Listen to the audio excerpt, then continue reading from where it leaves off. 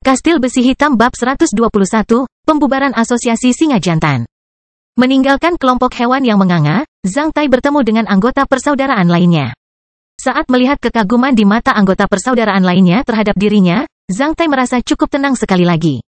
Bagaimana Anda melakukannya? Hista dengan serius bertanya pada Zhang Tai dalam perjalanan pulang.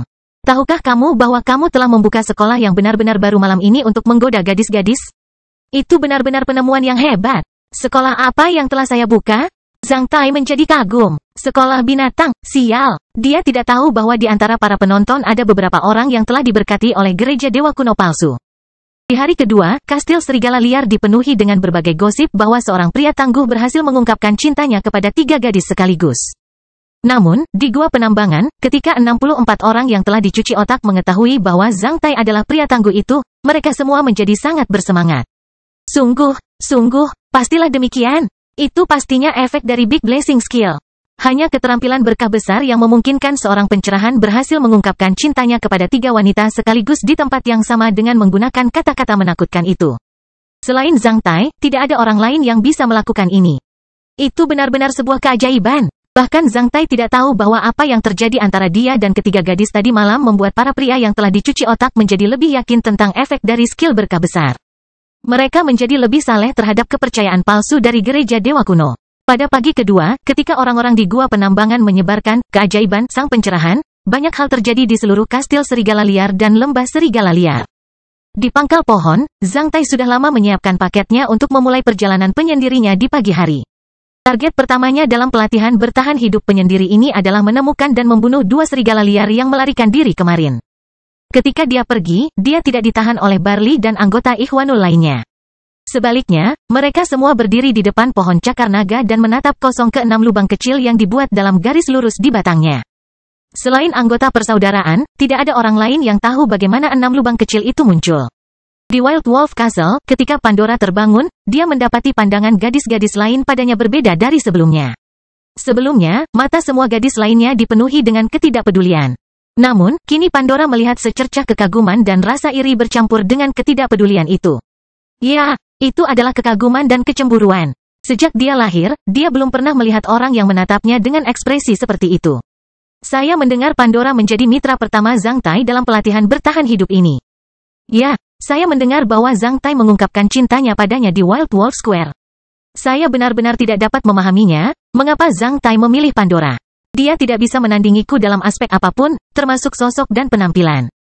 Mengapa tidak memilih saya? Jangan lupa, Zhang Tai juga ditemani oleh Alice dan Beverly, apalagi yang dimiliki kedua wanita jalang itu selain wajah mereka. Saya juga memiliki sosok yang bagus. Saya juga bisa melakukan apa yang mereka bisa. Tapi mereka lebih berani dari kita. Kudengar anak laki-laki naif itu menyukai gadis centil seperti itu. Apakah menurutmu ini masih saat yang tepat bagiku untuk bersikap centil sekarang? Aku takut sekarang. Mengapa? Karena para wanita di Rose Association telah menduduki posisi di depan Anda. Bisakah kamu menandingi wanita jalang yang berpura-pura tidak bersalah itu? Di kamar mandi, Pandora menutup pintu dan menopang wajah cantiknya dengan tangannya. Duduk di tutup mangkuk cuci, dia diam-diam mendengarkan diskusi gadis-gadis di luar pintu. Setelah mereka pergi, dia mengeluarkan anjing serigala yang dihadiahkan oleh Zhang Tai. Sambil memegangnya, dia dengan hati-hati melihatnya dengan sedikit senyuman di wajahnya. Saat keluar dari kamar mandi, Pandora bertemu Alice dan Beverly. Pandora, kita mungkin membuat pria itu menjadi terlalu hebat tadi malam. Alice terlihat sedikit khawatir. Kami membuatnya terkenal, kami menimbulkan masalah besar bagi diri kami sendiri.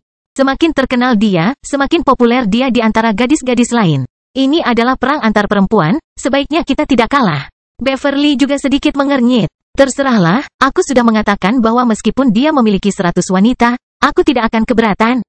Pandora tersenyum pada mereka. Kamu benar-benar tidak mengkhawatirkan hal itu? Baik Alice maupun Beverly menatap Pandora dengan sedikit takjub. Apakah menurutmu gadis lain masih punya peluang untuk dekat dengannya? Dia bertanya pada mereka. Alice dan Beverly bertukar pandang. Orang itu milik kita. Jika dia berani memikirkan hal lain saat dia kembali, kita akan menghadapinya bersama. Ketiga gadis itu kemudian terkikik. Berbeda dengan ketiga gadis tersebut, ada 2 orang wanita yang merasa tidak enak di pagi hari. Salah satunya adalah Christine, dan yang lainnya Nona Kili. Saat mereka memikirkan kembali bagaimana Zhang Tai tanpa malu-malu mengungkapkan cintanya kepada ketiga gadis tadi malam di Wild Wolf Square. Mereka akan merasakan darah mengalir deras ke kepala mereka. Christine menyesal karena dia tidak menendang Zhang Tai dengan lebih ganas. Sementara Nona Kili menyesal karena dia tidak melemparkan pria ini ke balik jeruji penjara bawah tanah kastil serigala liar ketika dia melihat tindakan jahat ini di alun-alun dan menahannya di sana. Sampai saat itu, akhir dari pelatihan bertahan hidup ini. Bagaimana mungkin ada penjahat seperti itu di dunia ini? Dua wanita mulai mengutuk Zhang Tai dalam hati. Beraninya dia melakukan ini? Salah satu dari dua wanita tersebut percaya bahwa penjahat ini pasti diam-diam melakukan lebih banyak hal-hal yang mengerikan dan menjijikkan dalam pikirannya akhir-akhir ini. Yang lain menjadi khawatir dia melakukan hal-hal yang mengerikan dan menjijikkan kepada lebih banyak gadis. Mereka kemudian berdua menjadi marah padanya pada saat yang bersamaan. Melihat wajah Nona Kili yang sangat dingin, semua guru dari komite pengawasan sementara memilih untuk menjauh darinya. Namun, Kapten Kerlin yang ceroboh sepertinya tidak tahu apa-apa. Di pagi hari, ketika dia melihat Nona Kili, dia bahkan menyapanya. Tanpa diduga, dia dibalas dengan tatapan tajam dari Nona Kili. Dia kemudian memalingkan wajahnya dan pergi, mengabaikannya, yang benar-benar membuat Kapten Kerlin sedih. Apa yang terjadi dengan wanita itu? Dia dengan polosnya mengusap kepalanya yang tertutup surai dengan tangannya. Semua orang lalu mengangkat bahu.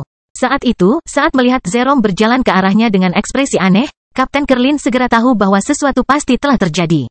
Asosiasi Singa Jantan telah dibubarkan. Sebagai guru dari komite pengawasan sementara, mereka tentu tahu betul tentang situasi tim yang lebih besar di antara para siswa. Anda tidak akan pernah menduga bagaimana hal itu bisa terjadi. Hahaha, sebaiknya mereka dibubarkan kalau mereka mati sendiri di Crescent Prairie, dan aku harus membersihkan pantat mereka. Kapten Kerlin tertawa terbahak-bahak sebelum bertanya karena penasaran, bagaimana Buruik mencari Zhang Tai kemarin. Kemudian, sesuatu terjadi pada mereka, dan Asosiasi Singa Jantan dibubarkan pagi ini. Zerom kemudian memberitahu Kapten Kerlin tentang apa yang terjadi tadi malam antara Zhang Tai dan Buruik. Mendengar penuturan Zerom, apalagi Kapten Kerlin, bahkan guru-guru lain di samping mereka pun menjadi takjub dan mulai saling bertukar pandang. Samira dulu, lalu Buruik.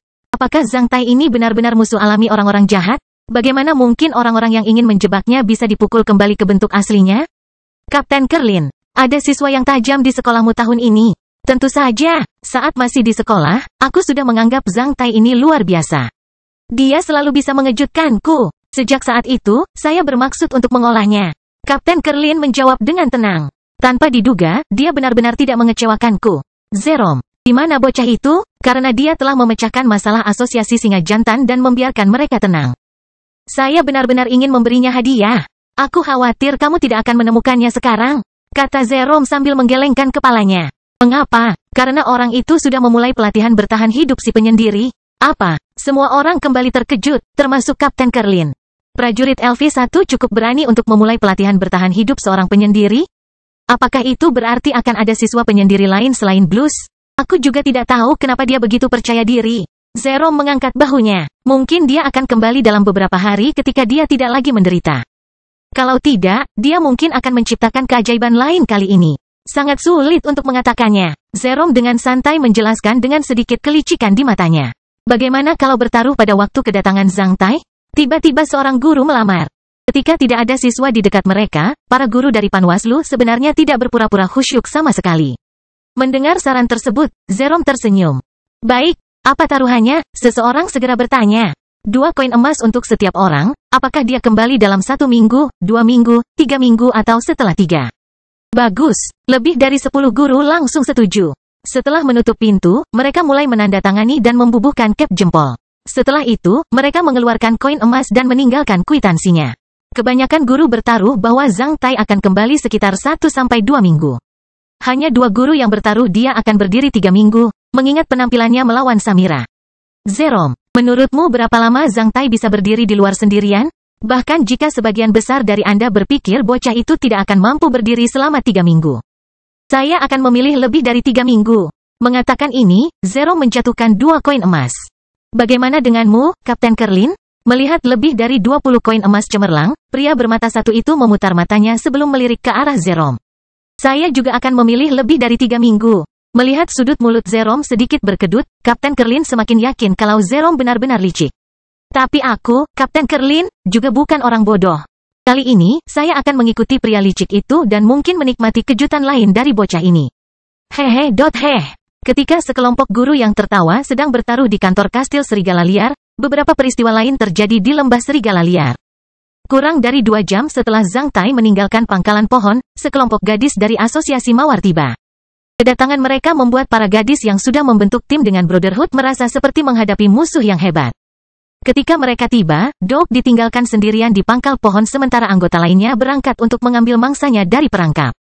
Melihat gadis-gadis dari Rose Association itu, air liur Doug mengalir deras. Tentu saja, mereka ada di sini untuk Zhang Tai. Setelah berbincang santai, mereka mengetahui bahwa dia telah pergi. Mendengar bahwa dia telah memulai pelatihan bertahan hidup seorang penyendiri, mereka menjadi terkejut sekaligus kecewa. Sebelum pergi, seorang gadis cantik di asosiasi mawar memberitahu Doug. Saat Zhang Tai kembali, tolong beritahu dia bahwa Angel, yang memetik kacang pinus bersamanya, datang ke sini untuknya. Doug mengangguk seperti orang idiot. Oleh karena itu, pada siang hari, seluruh kastil serigala liar dipenuhi dengan gosip bahwa Zhang Tai akan menjadi penyendiri kedua, setelah Archer Blues. Saat itu, nama Zhang Tai mulai terkenal di antara semua siswa yang mengikuti pelatihan bertahan hidup ini. Namun, ketika nama Zhang Tai mulai bersinar, nama Buruik perlahan-lahan terlupakan. Di markas asosiasi Singa Jantan.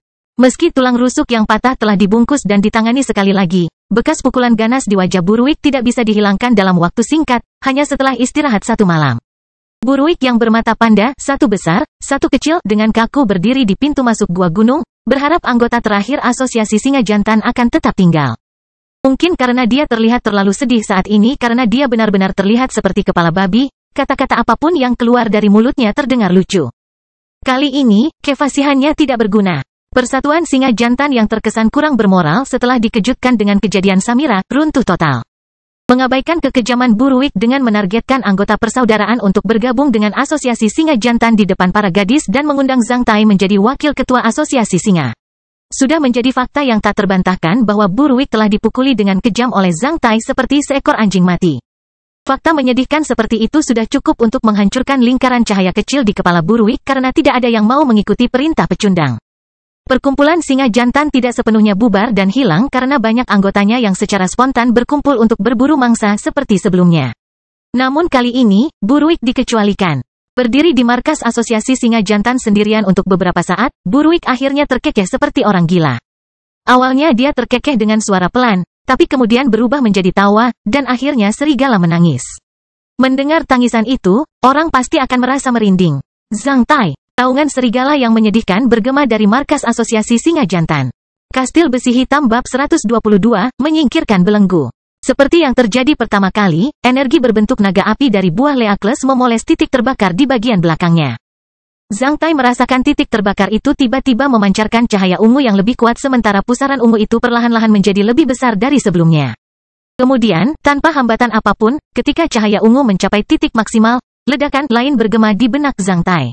Bola cahaya ungu meledak dan menjadi hujan ungu muda. Setelah kegelapan dan keheningan sementara, nyala api redup muncul di titik terbakar di bagian belakangnya. Setelah itu, apinya berangsur-angsur membesar, terus-menerus memindahkan cahaya dan panasnya ke kegelapan dan dingin di sekitarnya, membuat Zhang Tai merasa nyaman. Ketika titik pembakaran pertama di bagian belakangnya menyala, Zhang Tai merasa seperti dia tiba-tiba membuka kunci besi besar yang beratnya beberapa ratus kilogram. Sebelumnya, kunci besi besar tergantung di bagian belakangnya. Hari ini, setelah tiba-tiba membuka kunci berat itu dan mengambilnya, Zhang Tai langsung merasa rileks. Momen ini sudah lama dinantikan. Ia merasa rileks dengan melepaskan beban yang begitu berat. Dia merasa sangat ringan sehingga dia hampir bisa terbang di udara. Perasaan ini sangat keren, karena tulang punggung terhubung dalam satu garis, begitu pula titik pembakaran pada tulang punggung tersebut. Hampir pada saat titik api di bagian belakang menyala, Zhang Tai merasakan titik api kedua di tulang pertama tulang punggungnya di atas bagian belakang tubuhnya mulai terhubung dengan titik api yang baru saja dia nyalakan. Buah Leakles, yang baru saja mulai memberikan efeknya pada tubuhnya, segera menyerang titik pembakaran kedua di atas pantatnya seperti seekor gundok atau seekor ular boa besar yang telah menemukan sasarannya. Kemudian, titik pembakaran kedua di atas bagian belakang Zhang Tai mulai memancarkan cahaya. Lebih dari 20 menit telah berlalu, dan selama itu tubuh Zhang Tai sedikit bergetar 2 kali. Ketika buah Leakles ini dikonsumsi sepenuhnya, Zhang Tai tidak hanya menyalakan titik terbakar di bagian belakangnya, tetapi juga berhasil dipromosikan menjadi prajurit LV2. Bahkan titik pembakaran kedua di atas yang ada di bagian belakangnya mulai memancarkan cahaya oranye terang. Duduk di bawah pohon buah Manjusaka Karma, Zhang Tai akhirnya membuka matanya dengan penuh kenikmatan. Sambil bangkit dari tanah di bawah pohon kecil, Zhang Tai sedikit menggerakkan anggota tubuhnya. Diiringi dengan suara renyah yang muncul dari tulang, ada perasaan penuh energi baik dari dalam maupun dari luar, sehingga membuat Zhang Tai sangat gembira hingga dia berteriak dengan keras. Kapten Kerlin mengatakan bahwa ketika titik-titik terbakar di tulang punggung seseorang dinyalakan, kekuatan Qi, kekuatan darah, kekuatan pembuluh darah, kekuatan saluran, kekuatan tulang, kekuatan sumsum dan kekuatan Tuhan di dalam tubuh seseorang secara bertahap akan muncul. Setelah itu, seseorang secara bertahap akan merasakan rasa relaksasi yang penuh kekuatan. Sekarang, Zhang Tai akhirnya mengerti mengapa fisik Blaise jauh lebih hebat daripada yang lain ketika dia masih menjadi prajurit LV2. Setelah sedikit menggerakkan anggota tubuhnya, Zhang Tai mulai berlari di lapangan luas Castle of Black Iron. Dia terus berlari untuk membiasakan diri dengan energi baru di tubuhnya. Dia mempelajarinya di sekolah bahwa setelah satu titik terbakar di tulang punggung Anda menyala, Anda harus berlari dan bergerak selama setengah jam untuk beradaptasi dengan energi baru dalam tubuh Anda secepat mungkin. Para guru menyebutnya commissioning.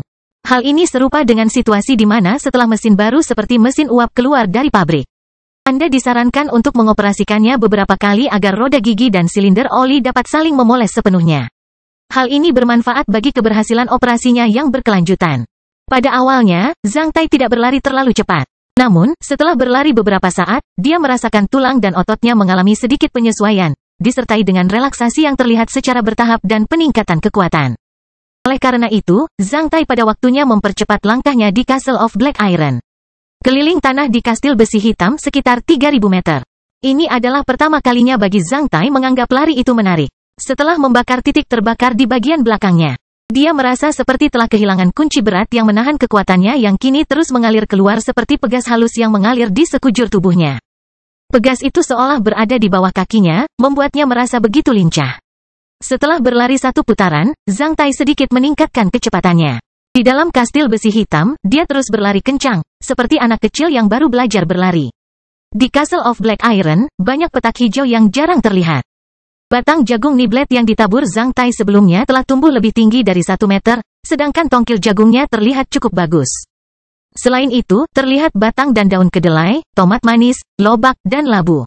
Dari benih pemberian Nenek Teresa, benih Hygrophila polysperma tumbuh paling baik karena telah membentuk beberapa karpet hijau di kastil besi hitam. Benih-benih seperti benih Morning Glory, zaitun, Ligustrum obtusifolium, Potinia frase, pirmadu, kenari, dan jenis tanaman lain yang dikumpulkan Zhang Tai selama pelatihan bertahan hidup juga tumbuh dengan sangat baik. Bahkan tunas lembut biji pinus yang ditabur Zhang Tai beberapa hari yang lalu sudah tumbuh setinggi jari telunjuk seseorang.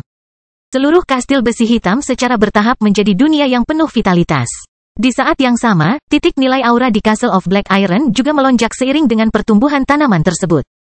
Setelah berlari lebih dari 20 menit, Zhang Tai secara bertahap beradaptasi dengan kekuatan barunya. Setelah istirahat sejenak, ia mulai berlatih Lying Tiger Move, keterampilan dasar tinju darah besi, dengan berbaring di tanah seperti seekor harimau.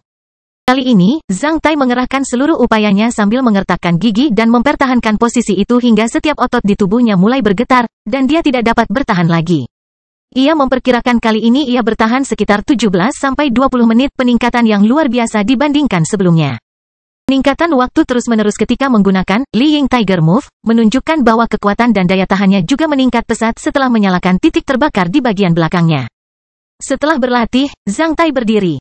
Hanya setelah istirahat setengah menit, gerakan macan berbohong sudah mulai menunjukkan efek misteriusnya. Setiap kali setelah dia mempraktikkannya, dia akan merasa energi seperti harimau, termasuk kali ini. Inilah betapa anehnya gerakan macan berbohong itu. Sebelum mempelajari tinju darah besi, Zhang Tai tidak pernah membayangkan bahwa hanya dengan melakukan gerakan sederhana seperti itu dia bisa mendapatkan efek yang luar biasa. Ketika dia mendengar bahwa tinju darah besi diturunkan dari benua Oriental, Zhang Tai mulai merindukan tempat misterius itu. Segera setelah menyelesaikan latihan Lying Tiger Move, Zhang Tai mulai berlatih 36 gerakan tangan bebas Iron Blood Fist di Castle of Black Iron. Setelah mencapai LV2, gerakannya tampak lebih mirip dengan deskripsi di buku. Setelah energi spiritualnya meningkat 7 kali lipat, Zhang Tai menyadari bahwa ingatannya juga meningkat pesat. Karena dia mengetahui bahwa dia dapat mengingat sepenuhnya isinya setelah hanya membacanya 1 kali. Oleh karena itu, Zhang Tai menyerahkan buku itu kepada Barley dan anggota persaudaraan lainnya saat dia berangkat untuk pelatihan bertahan hidup seorang penyendiri. Setelah berlatih 36 gerakan tangan bebas dari keterampilan tinju darah besi, Zhang Tai merasa bahwa dia telah menyelesaikan petugas dan sudah terbiasa dengan kekuatan yang baru lahir di tubuhnya. Saat melihat tombak yang dia bawa dan letakkan di bawah pohon, Zhang Tai memikirkan sebuah ide. Berjalan ke sana, dia memegang tombak di tangannya. Tak lama kemudian dia merasakan perasaan aneh itu sekali lagi. Kali ini, Zhang Tai mencoba yang terbaik untuk memperluas titik lempar aneh berbentuk kerucut sejauh mungkin. Saat ini, titik lempar tersebut mencapai jarak 30-40 meter. Dibandingkan dengan 30-40 langkah prajurit LV1, jarak ini menunjukkan bahwa Zhang Tai telah meningkat pesat setelah mencapai LV2. Dengan bunyi "Zou", bahkan sebelum tubuh Zhang Tai bergerak, tombaknya telah terlempar dan dipaku dengan tepat ke lokasi yang ditandai dengan titik lempar berbentuk kerucut, 1 kaki ke dalam tanah. Hahaha, Zhang Tai tertawa terbahak-bahak. Berjalan ke sana, dia menarik tombak itu dari tanah, membersihkannya, dan memasukkannya kembali ke dalam kapsul. Setelah itu, dia meletakkan kapsul di punggungnya, meletakkan pedang panjang di pinggangnya, dan mengatur bungkusannya. Setelah itu, dia melihat ke arah pohon kecil misterius di tengah kastil besi hitam sekali lagi. Kali ini, 2 buah sudah bergelantungan di dahan pohon. Yang satu adalah buah tanpa bocor yang telah tumbuh selama 4 hari, yang lainnya adalah buah berbadan besi yang matang. Sedangkan untuk buah berbadan besi, Zhang Tai telah menye agar matang menggunakan metode tertentu. Beberapa hari yang lalu, ketika dia masih berada di pangkal pohon, Zhang Tai membuat benda mirip stick drum dengan menggunakan batang kayu, beberapa rumput kering, dan kulit kelinci yang dia tukarkan dengan orang lain. Setiap hari, dia meminta Pandora untuk memukulnya menggunakan stick drum itu. Kecuali kepala, wajah, dan bagian penting tubuhnya, Zhang Tai benar-benar telah dipukul dengan kejam berkali-kali di sekujur tubuhnya. Rasa sakit yang luar biasa akhirnya membuahkan buah tubuh besi yang matang. Saat dia memasuki kastil besi hitam tadi, Zhang Tai sudah menyadarinya. Sebelumnya, dia berencana menelan buah berbadan besi yang sudah matang itu bersama dengan buah tanpa bocor. Namun, dia tidak yakin apakah dia juga akan menderita sakit perut beberapa jam setelah dia memakannya seperti terakhir kali. Kalau sama pasti merepotkan. Oleh karena itu, dia memutuskan untuk menunggu sementara. Ketika dia menemukan markas barunya di malam hari, dia akan memakan buah berbadan besi. Tidak peduli apapun, itu miliknya. Ia tidak akan pernah terbang selama beberapa jam itu. Memikirkan hal itu, Zhang Tai menunjukkan senyuman. Setelah mengunci pintu lengkung aneh itu di benaknya, dalam beberapa detik, dia menghilang dari kastil besi hitam. 2 menit kemudian, Zhang Tai keluar dari pintu masuk gua gunung, yang sebagian besarnya ditutupi tanaman merambat. Dengan terik matahari di langit, dia menyipitkan matanya untuk melihat sekeliling. Sambil terkikik, dia melompat dari gua gunung setinggi 2 meter dan jatuh ke tanah. Setelah itu, dia pergi lebih jauh ke Wild Wolf Valley. Gua gunung ini berjarak sekitar 5-6 km dari pangkal pohon. Karena letaknya terlalu jauh dari kastil serigala liar, hanya sedikit orang yang menjadikannya markas mereka. Jadi, gua gunung ini sepertinya belum pernah ditinggali. Ketika Zhang Tai melewatinya hari ini, dia sedikit melihat sekeliling sebelum memutuskan untuk mengambil langkah terakhir untuk menjadi prajurit LV2 di sini. Ketika dia meninggalkan gua gunung, orang-orang di dekat kastil serigala liar yang jaraknya lebih dari 10 km masih berdiskusi tentang bagaimana seorang pejuang tingkat 1 ingin menyelesaikan pelatihan bertahan hidup bagi seorang. Mereka tidak pernah bisa membayangkan bahwa Zhang Tai, yang telah meninggalkan pangkalan pohon 5 atau 6 jam yang lalu, telah menjadi prajurit LV2. Terlebih lagi, prajurit LV2 ini bahkan telah menguasai bakat misterius yang bahkan tidak dapat dijelaskan olehnya. Setelah meninggalkan gua gunung, Zhang Tai mulai berjalan-jalan di sekitar lembah serigala liar, sebuah sungai di dekat pangkal pohon. Dia merasa kedua serigala liar itu juga berada di lembah serigala liar, dan ini adalah saat yang tepat bagi mereka untuk mengatasi kebencian mereka. Hampir pada saat yang sama ketika Zhang Tai berjalan keluar dari gua gunung. Beberapa lelaki tua berjanggut putih yang sedang duduk bermeditasi di sebuah istana megah di tanah misterius dekat laut yang berjarak lebih dari 20.000 km di selatan kota Blackhawk dibuka. Kata mereka secara bersamaan, istana megah tempat para tetua duduk bermeditasi menunjukkan suasana yang dihormati dan penuh semangat. Pilar-pilar besar dan balok kubah setinggi puluhan meter dan setebal beberapa meter terlihat di mana-mana. Pilar besar dan balok kubah ini tidak dihias. Tanah di istana itu dilapisi dengan sejenis batu gelap yang aneh. 4 tripod emas dan ungu setinggi lebih dari 3 meter dipasang di 4 sudut istana. Minyak ikan paus memenuhi tripod emas dan ungu yang setelah dinyalakan akan menerangi istana. Di bawah kobaran api, 2 kata kuat Istana Huaiyuan, tertulis di papan horizontal besar di bagian paling atas meremehkan seluruh istana. Di bawah 2 kata itu ada patung logam setinggi 20 meter. Sosok logam itu sedang memegang busur besar setinggi 10 meter dan melihat ke kejauhan. Ditetapkan untuk menembakkan anak panah yang kepalanya mengarah ke poros tengah keraton, yakni pintu masuk. Seluruh patung tampak sangat berani. Bagi orang-orang yang memasuki istana, saat mereka melihatnya, mereka akan terkejut baik di dalam maupun di luar dan merasakan dorongan untuk berlutut di bawah busur panjang. Di depan kaki sosok besar itu, ditempatkan deretan tablet peringatan sementara, setiap baris lebih rendah dari yang sebelumnya. Totalnya, ada lebih dari 10.000 tugu peringatan di lebih dari 20 baris yang didirikan di bawah kaki patung besar tersebut. Ada sebuah altar di bawah tablet-tablet ini, di tengahnya terdapat kristal hitam namun tembus pandang setinggi 1 meter tanpa ada kotoran di dalamnya. Jika Zhang Tai ada di sini dan melihat kristal hitam besar itu, dia pasti akan takjub. Pada saat ini, apa yang terjadi pada kristal hitam besar itu menyebabkan semua tetua yang duduk di sekitarnya membuka mata mereka. Bola darah seukuran kepalan tangan sepertinya berguling di dalam kristal hitam besar. Bola darah itu memancarkan cahaya merah terang yang terus bergulir bersamaan dengan rune mirip kecebong. Seiring berjalannya waktu, rune akhirnya berkumpul dan berguling ke atas kristal hitam, bertujuan untuk berubah menjadi sebuah pola. Sepertinya murid magang lain di klan kita telah membangkitkan garis keturunan leluhur. Semua tetua melihat pemandangan itu sambil tersenyum. Di usia mereka, menikmati pemandangan seperti itu sudah menjadi minat terbesar mereka. Bagi sekelompok orang tua, tidak ada yang lebih membahagiakan selain melihat keturunan mereka tumbuh dewasa. Di bawah senyuman dan tatapan penuh kasih mereka. Hanya setelah waktu yang dibutuhkan seseorang untuk menarik napas beberapa kali barulah pola yang dikumpulkan oleh rune merah yang bergulir itu akhirnya menjadi tombak merah dan berhenti berubah. Itu tidak buruk, seorang senior mengangguk sambil tersenyum. Meskipun yang dia bangun bukanlah salah satu garis keturunan paling kuat di antara garis keturunan leluhur Zhang kita. Jika dia bisa menerapkan garis keturunan lemparan tepat ini dengan cukup baik, dia juga bisa mendapatkan pencapaian yang tidak terduga. Mengatakan ini, senior itu dengan serius menatap tombak yang terdiri dari banyak rune merah sebelum mengangguk sekali lagi. Itu tidak buruk, dia baru berusia 15 tahun. Baru saja menyalakan titik terbakar di bagian belakangnya, dan memicu kekuatan ki dan kekuatan darahnya, menyebabkan kristal jiwa darah merasakan situasinya. Meskipun dia menyalakan titik terbakarnya agak lambat, dia belum terlambat membangunkan garis keturunan ini. Secara keseluruhan, dia rata-rata dan bisa dibentuk. Saudara Muan, bagaimana menurutmu? Tentu saja kata-kata adikku Muan benar. Senior lainnya tertawa terbahak-bahak dipenuhi rasa bangga. Nenek moyang kami Duke Huaiyuan adalah keturunan garis langsung klan Zhang di benua Oriental. Tentu saja garis keturunannya cukup bagus. Ayo bawa bocah ini ke sini untuk memeriksa mentalitasnya. Jika tidak ada masalah dengannya, kami akan membiarkan bocah ini memasuki istana Huaiyuan untuk memuja leluhur kami. Jika kita berupaya untuk mengolahnya, dia mungkin dapat memberikan kontribusi besar di masa depan. Bagus, tetua lainnya mengangguk sambil tersenyum. Kemudian, senior yang memberikan saran itu mengeluarkan klip batu giok dan dengan lembut menjentikannya, menyebabkan suara yang jernih bergema di seluruh istana. Sebelum suara yang disebabkan oleh jentikan klip giok menghilang, seseorang muncul entah dari mana dan berlutut di depan kaus kaki catail tempat para tetua duduk. Zhang Sun menyapa para tetua, apa yang bisa saya lakukan untuk Anda? Seorang murid magang berusia 15 tahun di klan kami telah menyalakan titik api di bagian belakangnya. Kristal darah jiwa merasakan bahwa dia telah membangkitkan garis keturunan leluhur. Ini adalah acara yang membahagiakan bagi istana Huaiyuan. Pergi dan bawa dia ke sini. Kita akan melihatnya. Perintah senior yang membuka klip giok itu dengan tenang. Mengerti. Berdiri, pria itu menyilangkan tinjunya dan mengarahkannya ke atas kepalanya.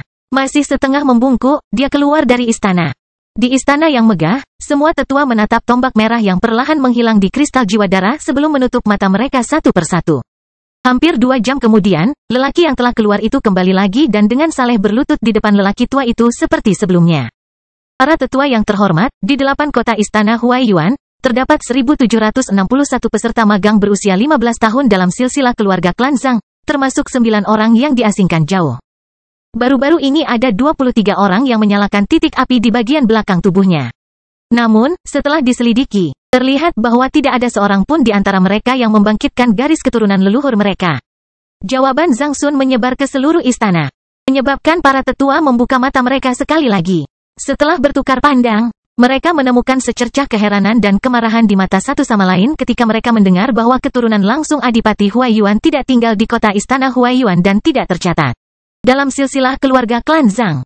Itu tidak benar. Bahkan nama anak-anak penjahat yang dihukum atau dijatuhi hukuman mati karena kejahatan besar akan tetap dicatat dalam silsilah keluarga oleh kuil klan.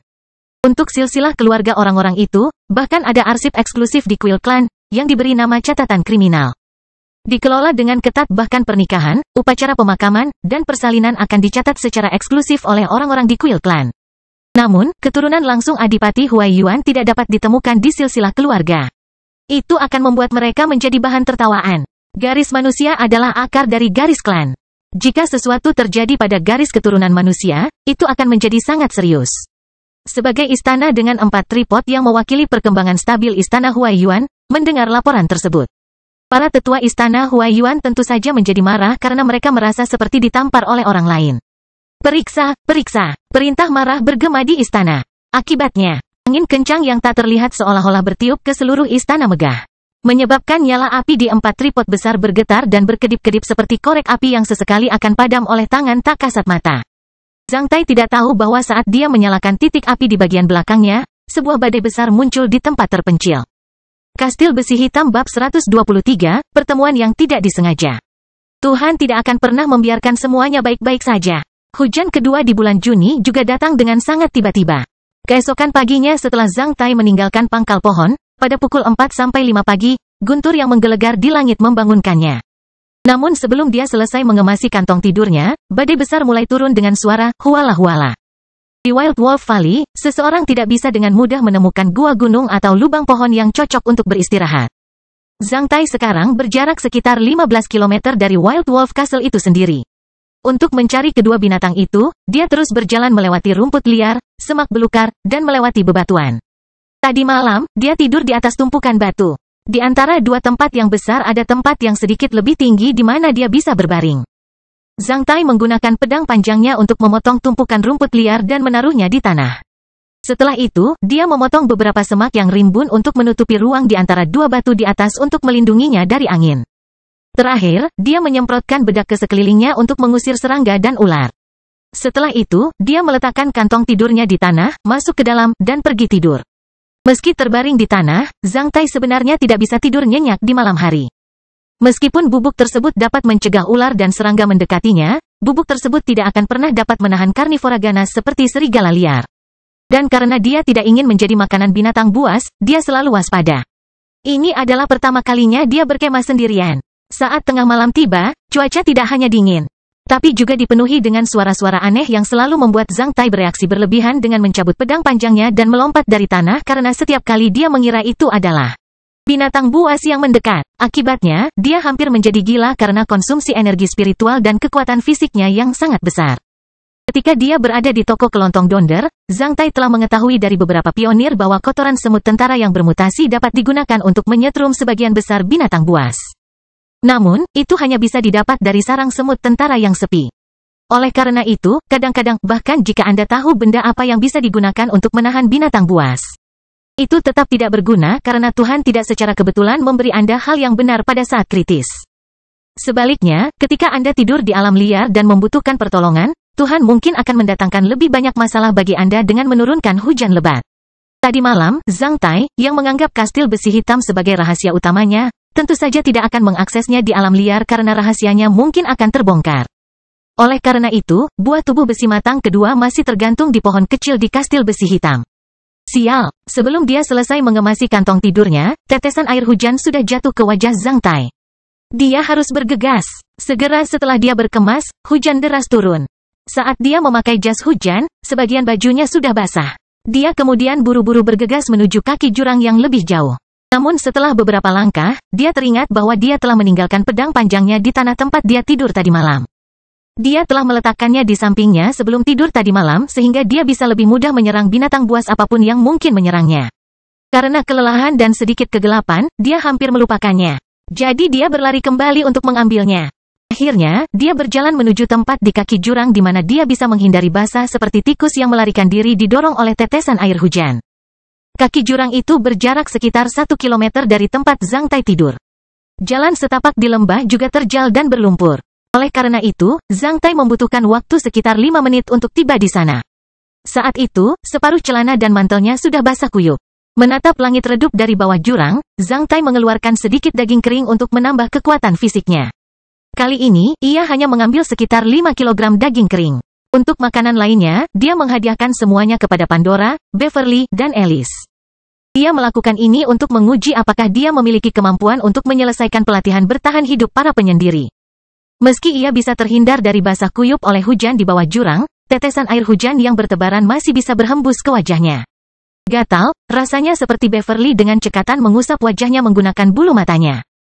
Dia kemudian teringat kembali pada Alice dan Pandora, dan ikan emas kecil dari ketiga gadis di mulutnya, dan ciuman tak terduga Pandora malam itu. Dialah yang paling menggerakkannya malam itu. Entah kapan, benda gelisah di selangkangannya itu sudah menjadi sekeras besi. Aku benar-benar penasaran bagaimana keadaan mereka hari ini, Zhang Tai bergumam ke arah kastil serigala liar di balik tirai hujan lebat yang gelap gulita di depannya. Zhang Tai tidak tahu apakah ini adalah keinginan atau cintanya pada mereka karena tidak ada perbedaan mendasar di antara mereka. Dugaan cinta dan hasrat itu dibuat-buat oleh para lelaki terpelajar yang bosan dan nyonya yang mulia. Dan perempuan, Zhang Tai berharap gadis-gadisnya akan hidup dengan baik dan bahagia. Dia tidak ingin melihat mereka menderita kerugian apapun. Dia ingin memperlakukan mereka dengan baik, tapi dia juga impulsif dan ingin melakukan hal-hal yang mengerikan dan menjijikkan kepada mereka. Inilah yang sebenarnya dia rasakan, apapun sebutannya. Hujan turun deras dan berlangsung sekitar 4 hingga 5 jam sebelum mereda tidak lama sebelum fajar. Air hujan mengalir ke sungai lembah serigala liar bersama aliran sungai dan air di jurang, menyebabkan sungai di lembah itu naik drastis. Kemudian, sungai yang keruh mengalir deras ke hilir, memungut beberapa ranting dan dedaunan kering.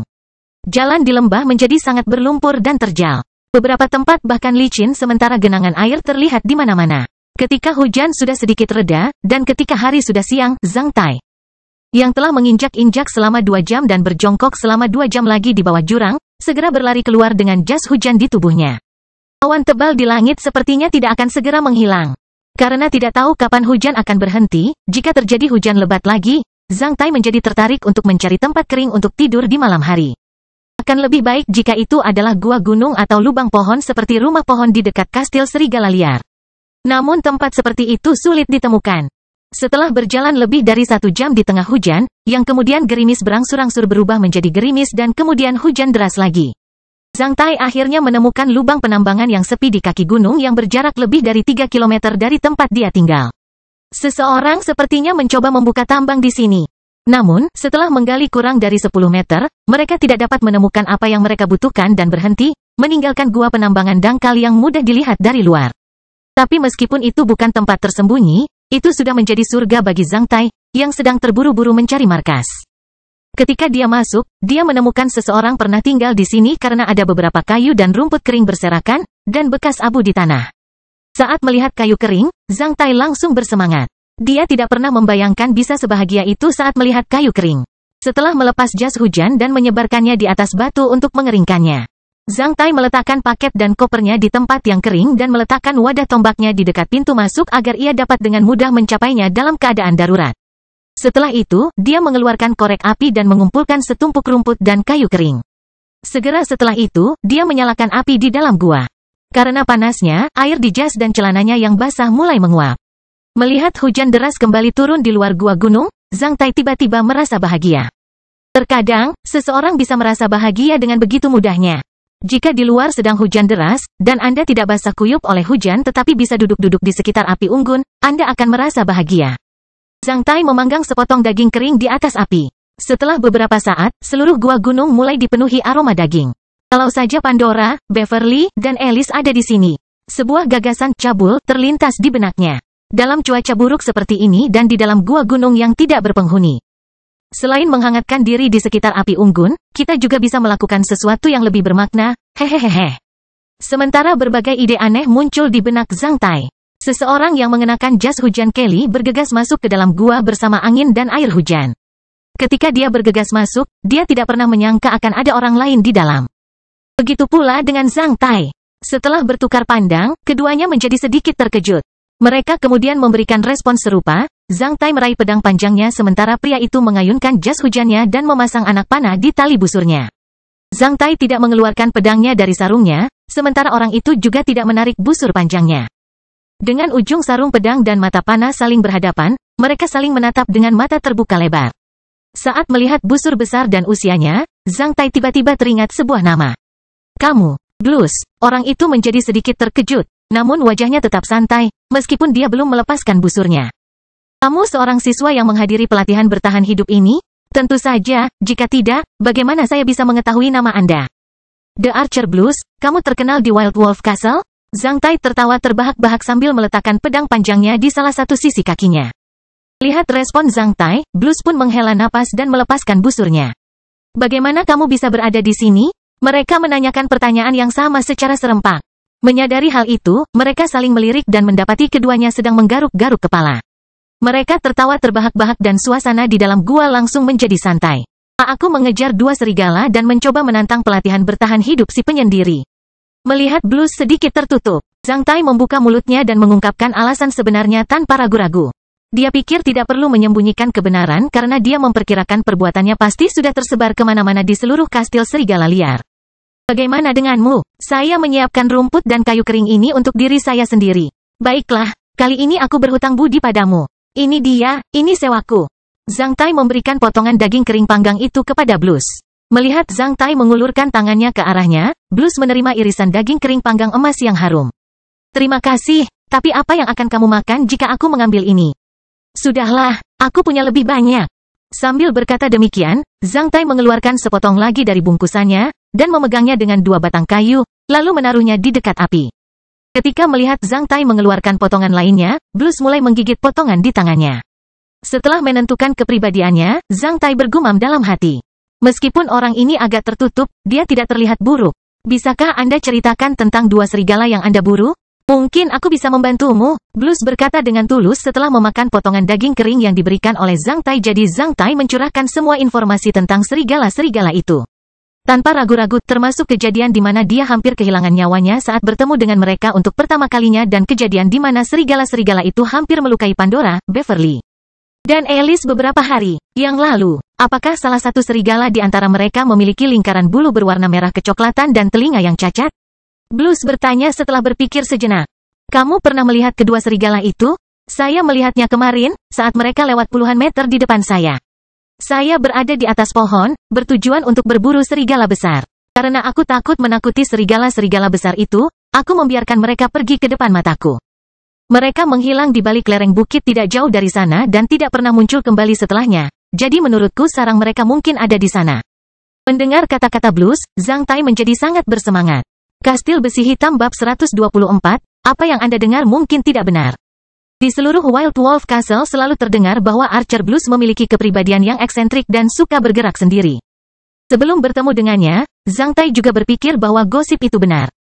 Namun, setelah bertemu dengannya, dia mengetahui bahwa Blues sedikit lebih tertutup dan tidak pandai dalam hubungan antar manusia, namun dia tidak buruk. Meskipun dia tidak pandai berbicara, selama topiknya adalah apa yang dia sukai atau ketahui, dia akan selalu merasa nyaman untuk berkomunikasi. Salah satu topiknya, misalnya, adalah bagaimana menghadapi pelatihan bertahan hidup bagi seorang penyendiri. Blues memberikan banyak pengalaman tentang pelatihan bertahan hidup penyendiri kepada Zhang Tai. Misalnya, banyak orang berpikir bahwa orang yang menyelesaikan pelatihan bertahan hidup penyendiri akan melayang-layang seperti angin. Namun sebenarnya hal itu tidak benar. Penyendiri sejati selalu mempunyai basis yang tetap, terutama yang berjarak 20 km dari Wild Wolf Castle. Radius pergerakan para penyendiri tidak akan lebih dari 5 km dari markas mereka. Selama pelatihan bertahan hidup, para penyendiri pertama-tama harus menemukan tempat yang aman daripada mangsa. Khususnya bagi siswa yang mengikuti pelatihan bertahan hidup yang memiliki kekuatan buruk, sangatlah penting bagi mereka untuk menemukan tempat yang aman di mana mereka dapat tidur malam yang nyenyak. Ini hampir merupakan titik kunci bagi seseorang untuk menyelesaikan pelatihan bertahan hidup penyendiri. Setelah memperbaiki pangkalan, penyendiri harus menemukan beberapa pangkalan lagi berdasarkan pangkalan ini. Dengan cara ini, si penyendiri dapat terus memperluas radius pergerakannya.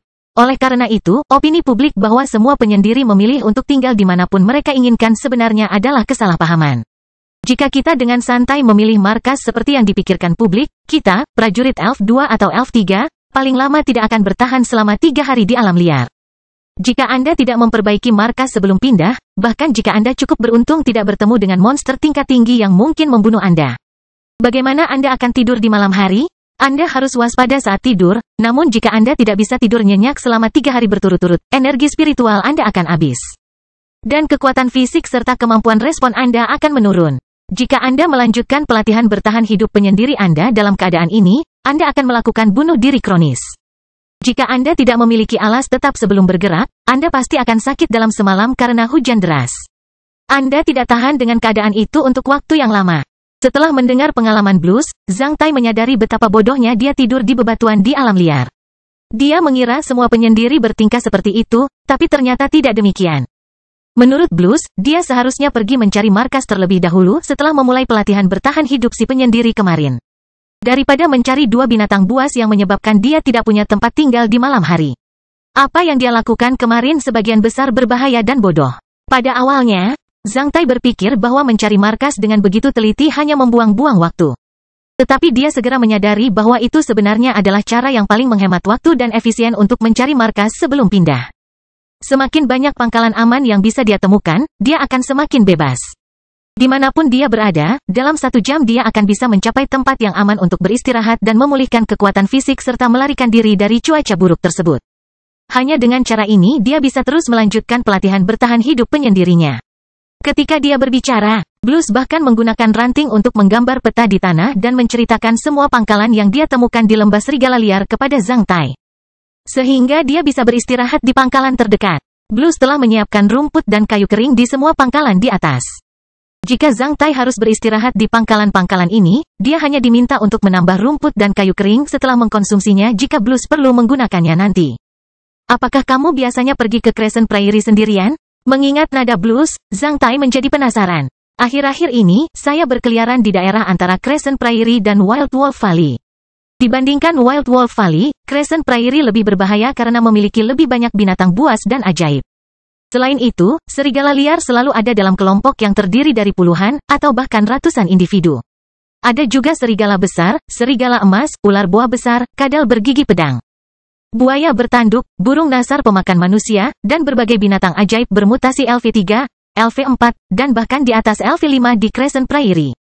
Tahukah kamu boa pemakan emas? Ya, saya bersedia. Zhang Tai mengangguk. Karena sisa bau binatang ajaib super seperti ular boa pemakan emas di Wild Wolf Valley, binatang ajaib di atas LV2 tidak berani mendekatinya.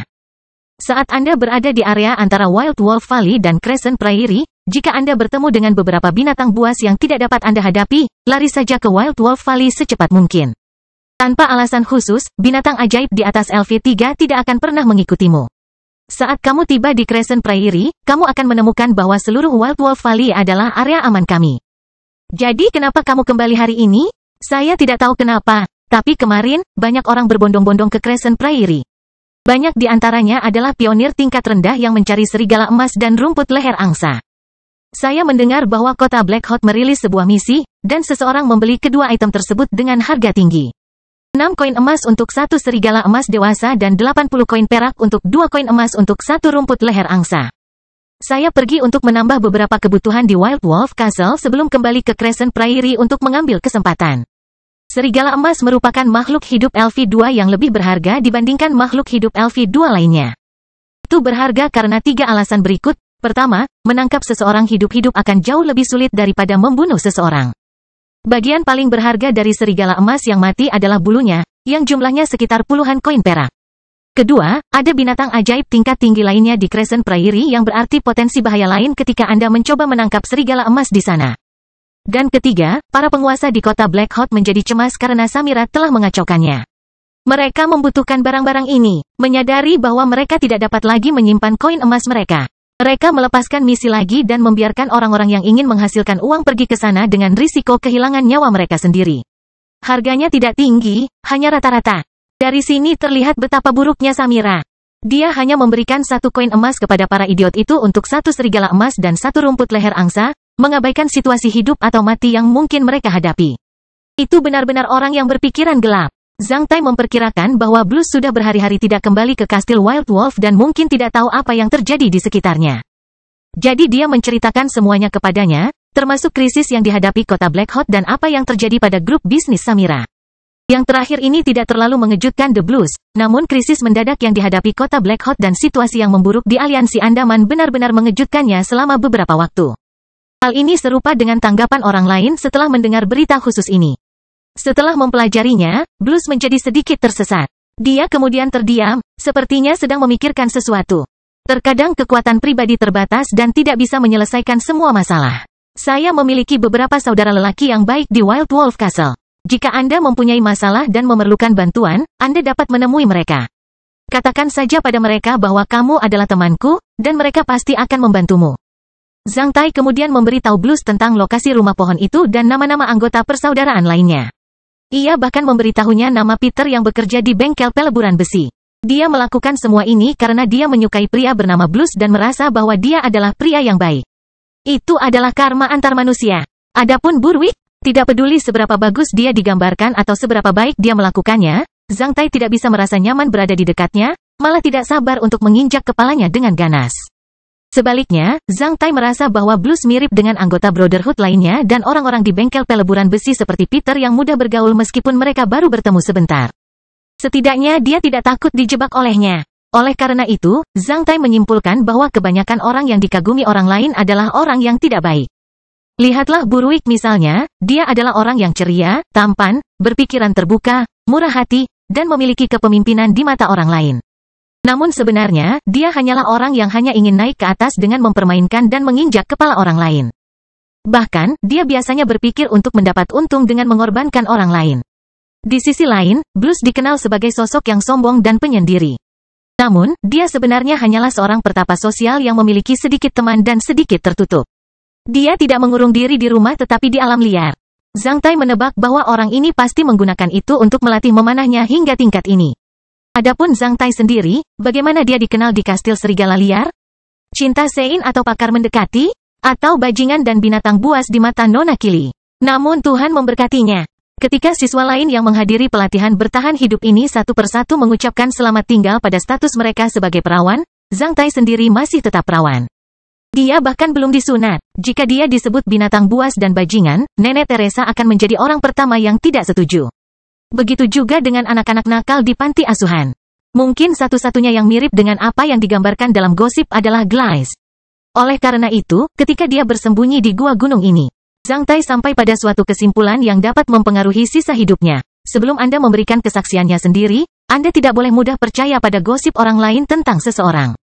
Beberapa gosip mungkin benar, namun ada pula yang mungkin benar-benar bertolak belakang. Pria yang baik hati di mata orang mungkin adalah penjahat yang sangat kejam di dunia nyata. Hamba dewa yang saleh dalam gosip mungkin sangat bejat di dunia nyata, pria yang sombong mungkin hanya introvert. Sedangkan pria jahat yang dikenal suka bercinta bagi banyak wanita mungkin adalah seorang perawan pemalu dan remaja cakap yang mengirim sup nasi ke panti asuhan dengan sepeda roda 3 setiap. Jika ya, lalu bagaimana jika perawan tua yang terkenal menakutkan seperti Nona Kili adalah wanita haus yang jauh di lubuk hatinya sangat menginginkan cinta, perhatian, pertempuran, dan penaklukan seorang pria? Bagaimana jika mereka benar-benar membenci laki-laki, takut pada mereka dan sekaligus terpesona? Bagaimana jika mereka benar-benar iri karena laki-laki bersikap baik dan akrab dengan perempuan? Atau mereka mungkin hanya sekelompok perempuan miskin yang tidak tahu cara merayu laki-laki atau mengungkapkan keinginannya. Bersikap dingin mungkin merupakan penyamaran mereka untuk menguji dedikasi pria mereka dan melampiaskan ketidakpuasan batin mereka. Bagaimana jika seseorang memuji mereka sebagai wanita cantik dan mempesona atau dengan berani memberi mereka ciuman panas ala Pandora saat bertemu mereka lagi? Zhang Tai tiba-tiba terkejut dengan pemikiran itu. Tapi sejujurnya, Nona Kili memang memiliki sepasang kaki yang panjang dan hujan tidak berhenti sampai larut malam. Karena hari sudah sangat larut ketika hujan berhenti, Zhang Tai membatalkan rencananya untuk menemukan kedua binatang itu pada malam hari. Sebaliknya, dia dengan sabar menunggu fajar. Pada pagi kedua, setelah mengenakan pakaian kering dan bungkusannya, Zhang Tai meminta Blues untuk membawanya ke tempat di mana dia melihat kedua binatang itu. Sudah waktunya untuk mengakhiri kebencian antara dia dan binatang buas itu. Kastil Besi Hitam bab 125, akhir dari kebencian. Kamu benar-benar tidak membutuhkan bantuanku? Blues dengan serius bertanya pada Zhang Tai setelah mereka tiba di tempat target. Hanya setelah 1 hari dan memakan irisan daging kering Zhang Tai 2 kali, Blues sudah mulai memperlakukan Zhang Tai sebagai temannya. Ini adalah kebencian antara dua binatang buas dan aku, jadi aku harus membunuh mereka sendiri. Zhang Tai tersenyum. Jangan khawatir, mereka hanyalah 2 ikan yang lolos dari jaring.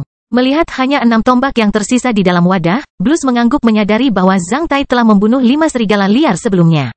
Dia tidak berkata apa-apa lagi. Lagi pula, orang yang berani mencoba pelatihan bertahan hidup penyendiri tidak boleh takut pada 2 serigala liar biasa meskipun mereka tidak tahan dengan lingkungan hidup seperti itu untuk waktu yang lama. Bahkan seorang pejuang tingkat 1 tidak akan pernah takut pada 2 serigala liar. Setelah mengobrol dengan Zhang Tai kemarin, Blues mengetahui bahwa dia telah menjadi prajurit Elvis 1 ketika dia berada di Wild Wolf Castle. Dilihat dari kekuatan aslinya, Blues merasa Zhang Tai jauh lebih kuat daripada prajurit LV1. Oleh karena itu, dia tidak meminta terlalu banyak. Zhang Tai juga tidak menjelaskan apapun. Lagi pula, semua orang punya rahasianya masing-masing. Sekalipun mereka berteman, mereka tidak perlu mencurahkan semuanya. Hati-hati, baiklah, kita akan berpisah di sini, semoga bisa bertemu denganmu lagi. Zhang Tai tersenyum padanya. Maukah kamu pergi ke Crescent Prairie setelah membereskan barang-barangmu di sini? Mungkin, saya bertemu 4 siswa dari sekolah Anda di daerah antara Wild Wolf Valley dan Crescent Prairie. Salah satu pria jangkung di antara mereka sangat tajam. Jika Anda ingin bersaing untuk mendapatkan kesempatan rekomendasi dengannya, Anda perlu melakukan sesuatu. Blues memperingatkan Zhang Tai atas kebaikannya setelah mempertimbangkan beberapa saat. Di sekolah Blues, karena ia sudah menjadi pejuang LV2 yang mahir dalam memanah, Blues adalah orang yang paling kuat dan terkenal yang tidak dapat ditandingi oleh siapapun. Tentu saja, peluang rekomendasi apapun akan jatuh ke tangannya. Namun, situasi di sekolah Zhang Tai jauh lebih rumit. Di mata Blues, pria yang ditemuinya di area antara Crescent Prairie dan Wild Wolf Valley mungkin lebih kuat darinya, yang berarti pria itu akan menjadi lawan yang paling menakutkan bagi Zhang Tai. Mendengar kata-kata Blues, jantung Zhang Tai berdebar kencang. Dia hampir yakin bahwa itu adalah kelompok Glies. Dia tidak pernah menyangka mereka, yang menghilang sekitar 1 bulan lalu, cukup berani untuk mencoba Crescent Prairie. Dia menanyakan lebih banyak informasi tentang kelompok mereka. Dan mendengarkan deskripsi Blues, Zhang Tai benar-benar terkejut karena dia mengatakan bahwa dia telah melihat mereka melawan kadal gigi pedang LV3 dan bahkan menang. Apakah ini berarti Glies telah meningkat pesat dalam sebulan terakhir? Ini bukanlah kabar baik bagi Zhang Tai. Memikirkan mata Glies yang kejam, jantungnya berdebar kencang. Orang tajam yang pernah kamu lihat adalah Glies. Ada kebencian antara dia dan aku. 3 anteknya adalah Zuhair, Garner, dan Sarlon. Jika Anda bertemu mereka lagi, berhati-hatilah. Mereka egois dan kejam. Baiklah, aku akan melakukannya. Setelah beberapa kata lagi, keduanya berangkat masing-masing. Blues berjalan menuju Wild Wolf Castle sementara Zhang Tai pergi mencari kedua binatang itu. Tempat di mana Blues membawanya berjarak kurang dari 2 km dari gua gunung tempat mereka bersembunyi tadi malam. Itu adalah lereng bukit yang ditutupi pohon pinus dan cemara di Wild Wolf Valley. Zhang Tai sudah memperhatikan tempat ini kemarin dari jauh. Namun dia tidak pernah membayangkan bahwa kedua serigala itu ada di sini. Lereng bukit itu berjarak kurang dari 13 km dari Wild Wolf Castle, sedikit lebih dekat ke gua gunung dibandingkan tempat Zhang Tai berlindung dari hujan. Hari itu, Blues melihat kedua serigala itu bergerak ke belakang lereng bukit dan menghilang. Jadi dia menduga kedua binatang itu tinggal di sana. Sambil memegang tombak, Zhang Tai mulai mencari di lereng bukit. Akibat hujan deras kemarin, lahan di dekat lereng bukit menjadi becek. Semuanya tampak segar. Tanaman menjadi lebih hijau, dan udara menjadi sangat segar. Ketika Zhang Tai tiba di sini pada pagi hari, tetesan air hujan di rumput liar masih belum mengering. Dengan menggunakan tombaknya, dia menyapu rumput liar untuk membuka jalan sambil melirik ke sarang serigala seperti gua gunung dan gua tanah di hutan dan lereng bukit. Kurang dari 10 menit kemudian, celana Zhang Tai hampir basah kuyup oleh tetesan air hujan di rumput liar dan tumbuh-tumbuhan lainnya. Dia merasa kedua serigala itu ada di sini, dan dia pasti dapat menemukannya hari ini. Selain itu, dari mata kedua serigala tersebut, dia juga yakin bahwa kedua binatang itu sedang mencarinya. Itu bukanlah lereng bukit yang besar. Setelah kurang dari 20 menit, Zhang Tai tiba-tiba mencium bau samar daging busuk yang sangat berbeda dari udara segar di sekitar hutan. Bau itu membuatnya jijik. Didorong oleh rasa penasaran, dia berpindah ke tempat asal bau itu.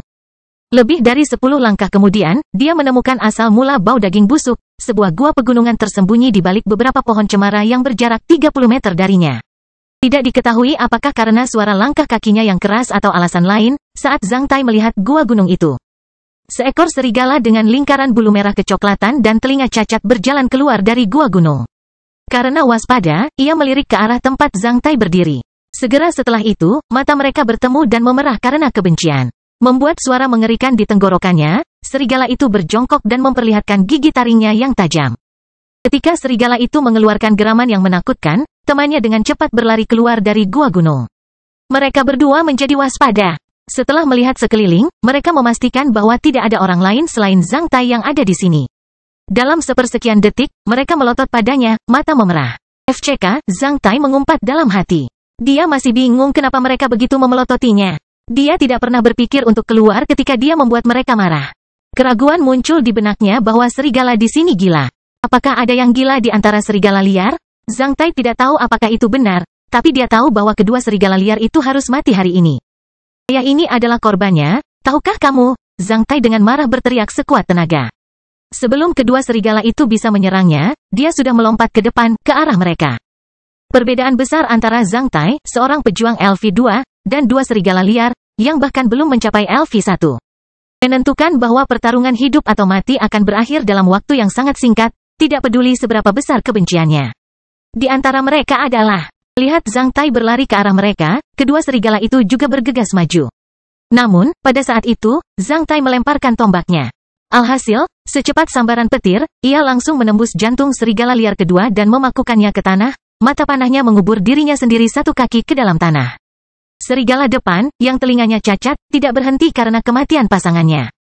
Ia juga tidak kabur. Sebaliknya, ia melaju ke arah Zhang Tai tanpa ragu-ragu.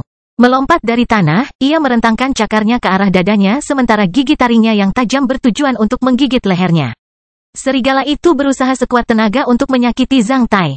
Meski begitu, Zhang Tai bahkan tidak menghindar. Dia hanya mengulurkan tangannya dan menangkap cakar serigala itu.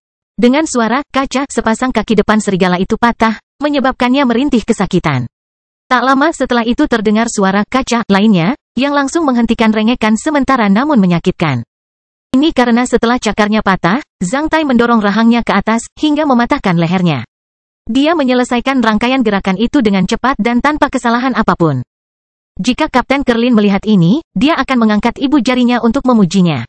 Zhang Tai berhasil kali ini karena dia telah bertarung melawan tiga serigala liar berkali-kali di bawah kemunculan kembali masalah selama beberapa hari terakhir.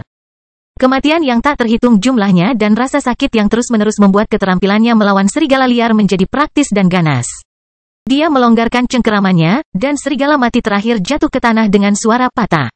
Seluruh proses memakan waktu kurang dari 4 detik. Setelah serigala terakhir terbunuh, Zhang Tai merasa batu yang tergantung di hatinya akhirnya terlepas. Dia menjadi benar-benar santai dan tidak perlu lagi khawatir kedua binatang itu akan menemukan masalah dengan orang-orang di sampingnya. Setelah melakukan ini, Zhang Tai berniat pergi. Namun bau merangsang dari dalam gua gunung kembali memicu rasa penasarannya hingga membuatnya bingung kenapa kedua serigala itu mau tinggal di sini. Setelah berpikir sejenak, Zhang Tai menutup mulutnya menggunakan lengan bajunya dan menarik tombak yang telah menancapkan serigala liar lainnya dari tanah. Dengan tombak di tangannya, dia dengan berani memasuki gua gunung, bertujuan untuk memeriksa apa yang terjadi di dalam. Tempat itu penuh dengan serigala mati, besar dan kecil. Mayat-mayat itu sudah busuk dan dipenuhi cacing. Setelah melihat sekilas, Zhang Tai menilai bahwa mereka dibunuh oleh manusia. Kepala salah satu anak anjing bahkan terinjak. Setelah memeriksa tempat di mana anak anjing itu dibunuh, Zhang Tai menemukan langkah kaki yang jelas setengah inci di dalam tanah. Itu sangat besar. Dia membandingkannya dengan miliknya dan menemukan bahwa jejak kaki itu setidaknya 3 ukuran lebih besar dari miliknya. Bagian dalam gua itu sangat menjijikkan, jadi setelah melihatnya sekilas secepat mungkin, Zhang Tai berniat untuk keluar. Namun, sebelum dia keluar, matanya menjadi serius. Dia membungkuk untuk mengambil kain lap. Sambil memegangnya, dia segera keluar dari gua. Setelah dia cukup jauh dari sarang serigala yang menjijikkan, Zhang Tai menarik napas dalam-dalam beberapa kali. Namun, ketika matanya tertuju pada kain itu, wajahnya perlahan berubah serius. Kastil besi hitam bab 126, skema terkena. Ini bukanlah kain perca, melainkan bagian handuk seukuran telapak tangan yang sengaja dirobek oleh seseorang. Yang aneh adalah ketika memegang kain yang sangat kotor itu, Zhang Tai merasakan keakraban. Bagaimana dia bisa mengenal kain yang ditemukan di sarang serigala? Sesuatu terlintas di benaknya. Zhang Tai menjadi sedikit terkejut ketika dia ingat bahwa dia telah kehilangan handuk tua yang dia gunakan untuk membersihkan keringat di ruang ganti sekolah. Dia buru-buru membalik kain itu. Pola hiasan dengan garis-garis lepas di bagian belakang kain segera selaras dengan pola hiasan handuk yang ada dalam ingatannya. Sebuah gua gunung yang penuh dengan serigala mati. Keluarga serigala dibunuh oleh manusia, kain handuk miliknya ditemukan di gua gunung, handuk yang hilang di sekolah, cibiran Sarlon, kaki Gleisi yang besar. Kebencian para serigala terhadapnya. Tiba-tiba, Zhang Tai tahu segalanya, dia tahu bagaimana kelompok Gleisi membalas dendam padanya. Mereka telah mencuri handuknya di sekolah. Kemudian menemukan sarang serigala di lembah serigala liar dan membunuh semua serigala betina dan anak anjing sebelum meninggalkan kain lap yang penuh dengan baunya. Dan karena serigala memiliki penciuman yang sensitif, mereka dapat menemukannya berdasarkan bau kain lap dan tanda jalan yang dibuat oleh kelompok Gleisi menggunakan sisa handuknya. Pantas saja dia selalu merasa seperti sedang diikuti pada hari-hari itu. Itu karena Gleisi telah mengatur seseorang untuk memata-matai pergerakannya. Serangan serigala liar terhadapnya bukanlah sebuah kecelakaan sama sekali, melainkan sebuah skema, pembunuhan yang disengaja dengan menggunakan serigala liar.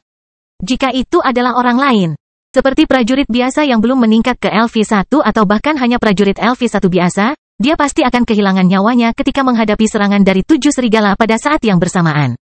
Peringatan Zerong benar. Serangan itu benar-benar sebuah rencana melawan Zhang Tai. Serigala liar ini pertama kali menemukannya berdasarkan bau kain handuknya dan mengejarnya ke dalam lubang yang dalam.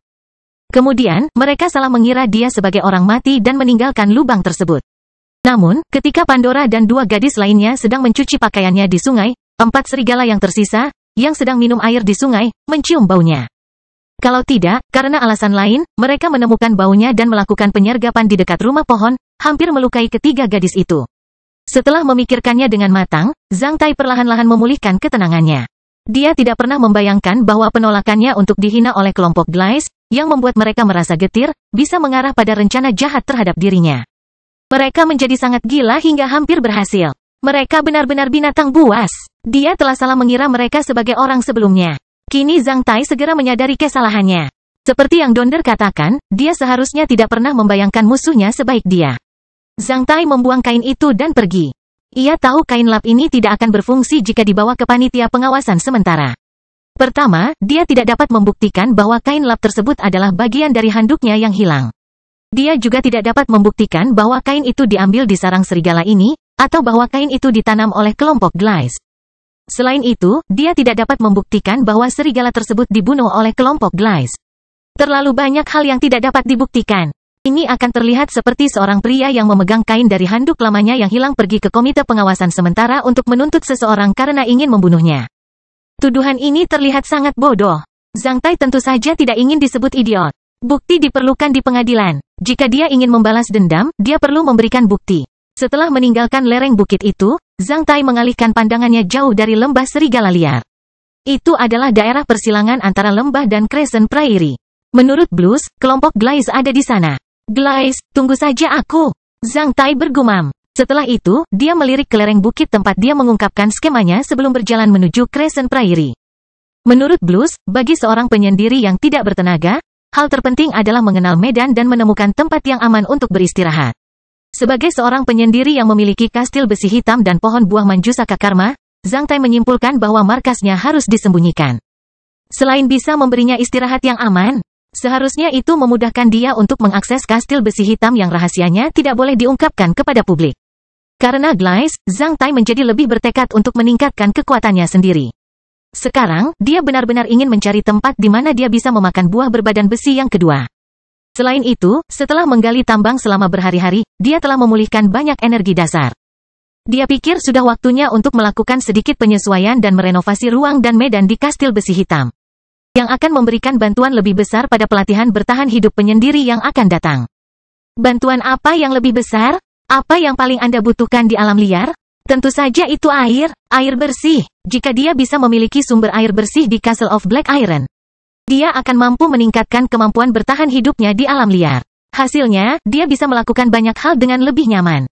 Karena seluruh lembah serigala liar tampak seperti trompet, semakin jauh jaraknya dari kastil serigala liar, lembah tersebut akan semakin besar dan luas. Saat berjalan menuju Crescent Prairie, Zhang Tai merasakan lingkungan sekitarnya secara bertahap menjadi semakin luas. Ketika dia melewati gua gunung tempat dia bersembunyi dari hujan, Zhang Tai merasa seperti berada di sebuah baskom kecil. Sesuai saran Blues, dia menjelajahi lembah dengan rute berbentuk S. Meskipun hal ini akan menghabiskan lebih banyak waktu, dengan alasan bahwa ia memiliki cukup waktu. Hal ini akan membantunya untuk mengenal medan secepat mungkin dan menemukan semua sumber daya yang tersedia atau pangkalan yang tepat. Begitu dia menemukan pangkalan yang tepat, dia kemudian perlahan-lahan dapat menjelajahi area dalam radius 5 km di sekitar pangkalan tersebut. Sebagai seorang penyendiri, ia harus terbiasa dengan medan seperti halaman belakang rumahnya sendiri. Kekuatan untuk dapat dengan mudah membunuh binatang LV2 dan keakraban dengan medan memungkinkan seorang penyendiri untuk bergerak di kastil serigala liar sebebas angin. Sungguh layak untuk menjelajahi lembah serigala liar menggunakan rute berbentuk S. Pada siang hari, sambil menggigit apel liar yang matang dan lezat dengan 3 apel lagi di tangannya, Zhang Tai telah tiba di depan sebuah gua gunung. Kastil besi hitam bab 127, buah 7 kekuatan serigala liar. Di Wild Wolf Valley, Anda bisa melihat gua-gua pegunungan yang ditinggalkan di mana-mana oleh ular boa pemakan emas yang pernah menempati lembah tersebut sebelumnya. Seperti yang ada di depan Zhang Tai. Gua ini berada di puncak bukit di tengah Wild Wolf Valley, pintu masuknya lebarnya hampir 3 meter. Di sekelilingnya, ada beberapa alur besar yang sepertinya telah dibajak. Mengingat medannya, bukit tersebut sepertinya telah dihancurkan oleh kekuatan luar. Dia bisa melihat tanda-tanda jelas yang ditinggalkan manusia. Namun, bagian terpentingnya adalah Zhang Tai menemukan beberapa terowongan di dalam gua yang ditinggalkan oleh ular boa pemakan emas. Karena gua itu hampir horizontal dengan tanah seperti tikus yang mengebor sarangnya, dia bisa dengan mudah masuk ke dalam dengan cahaya matahari. Cuaca hari ini berubah menjadi lebih baik, sehingga sinar matahari bisa mencapai puluhan meter di dalam gua. Di bawahnya, Zhang Tai segera melihat 2 terowongan di dalamnya. Dengan bantuan sinar matahari, dia tidak ragu-ragu lagi. Dia menelan apel di tangannya dan memasukkan apel lainnya ke dalam sakunya. Setelah itu, dia mengeluarkan pedang panjang dan memasuki gua. Banyak orang yang takut dengan lingkaran butiran di dinding gua ketika mereka memasuki gua ular boa pemakan emas. Namun, Zhang Tai tidak merasakan apapun karena dia sudah familiar dengan situasi di dalam gua dan sudah menerimanya di dalam hati. Sedangkan untuk gua gunung yang dibor oleh ular boa pemakan emas, dia sudah kebal terhadap gua tersebut sejak dia menggali tambang. Pada saat itu, semua penambang menyadari bahwa sepertinya tidak ada binatang buas yang suka tinggal di gua boa pemakan emas.